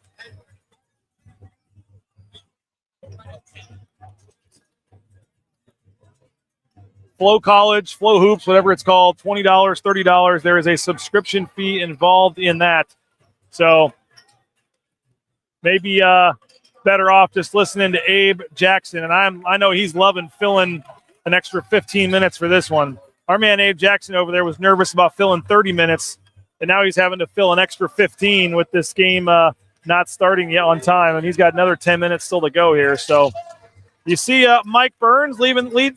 This is like heaven to Mike Burns, leading a defensive coaching drill right before tip-off. Closeout drill, closing in on the shooter. Boise State's defense going to have to be on tap today as South Dakota State has got some three-point shooters. They got a big man that can score. This is going to be a big-time basketball game today. And I know you guys say, oh, South Dakota State. No, they're going to be one of the better teams in their league. And this is going to be a chance at a quad 2 win. This is a big-time opportunity for Boise State. Broncos going to head on into the locker room. One final time. We're down to 9 minutes on the clock. Boise State and South Dakota State coming up here from the John Gray Gymnasium. Going to jump off here. Appreciate you guys. I think 2 hours and 15 minutes is enough time for a live broadcast. 2 hours and 15 minutes of live coverage here from John Gray Gymnasium by myself. Luckily, we had a couple of guests, Mike Prater, Abe Jackson, Cody Goggler, David Motes, Andy Rowe. Appreciate everybody for jumping on, but go subscribe if you can. Make sure you follow me on Twitter at BJ Rains. I'll be posting some videos, highlights. I'll do what I can if you don't have the game to keep you updated. Check my Twitter feed. I'll post lots of highlights, lots of stuff as much as I can, and then we'll have a full post-game show. I had 5 minutes of highlights from this game on the post-game show yesterday, so I'll try to get as many highlights, as many made baskets as I can on the post-game show. So come on back right after the game ends. Might be during the Spencer Danielson press conference, but you can watch that later. Come watch the post-game show with us. Leon Rice live, some players live, and highlights. You don't want to pay the $20 to watch this game? I don't blame you. We'll have highlights for you coming up after the game. And again, check my Twitter feed at BJ Rains for some live highlights during the game as well. About 7 minutes till tip. Head on over to 670 KBOI and listen to Abe Jackson, Come join us on the post-game show and go subscribe if you can, BroncoNationNews.com. Appreciate all of our guests. Thank you to all of you. Been a fun 2 hours getting you set for this game, talking football, talking hoops. Big one coming up for Boise State, a chance to reach the championship game tomorrow. And we'll have you covered on social media and on the post-game show, Bronco Nation News Live, BroncoNationNews.com.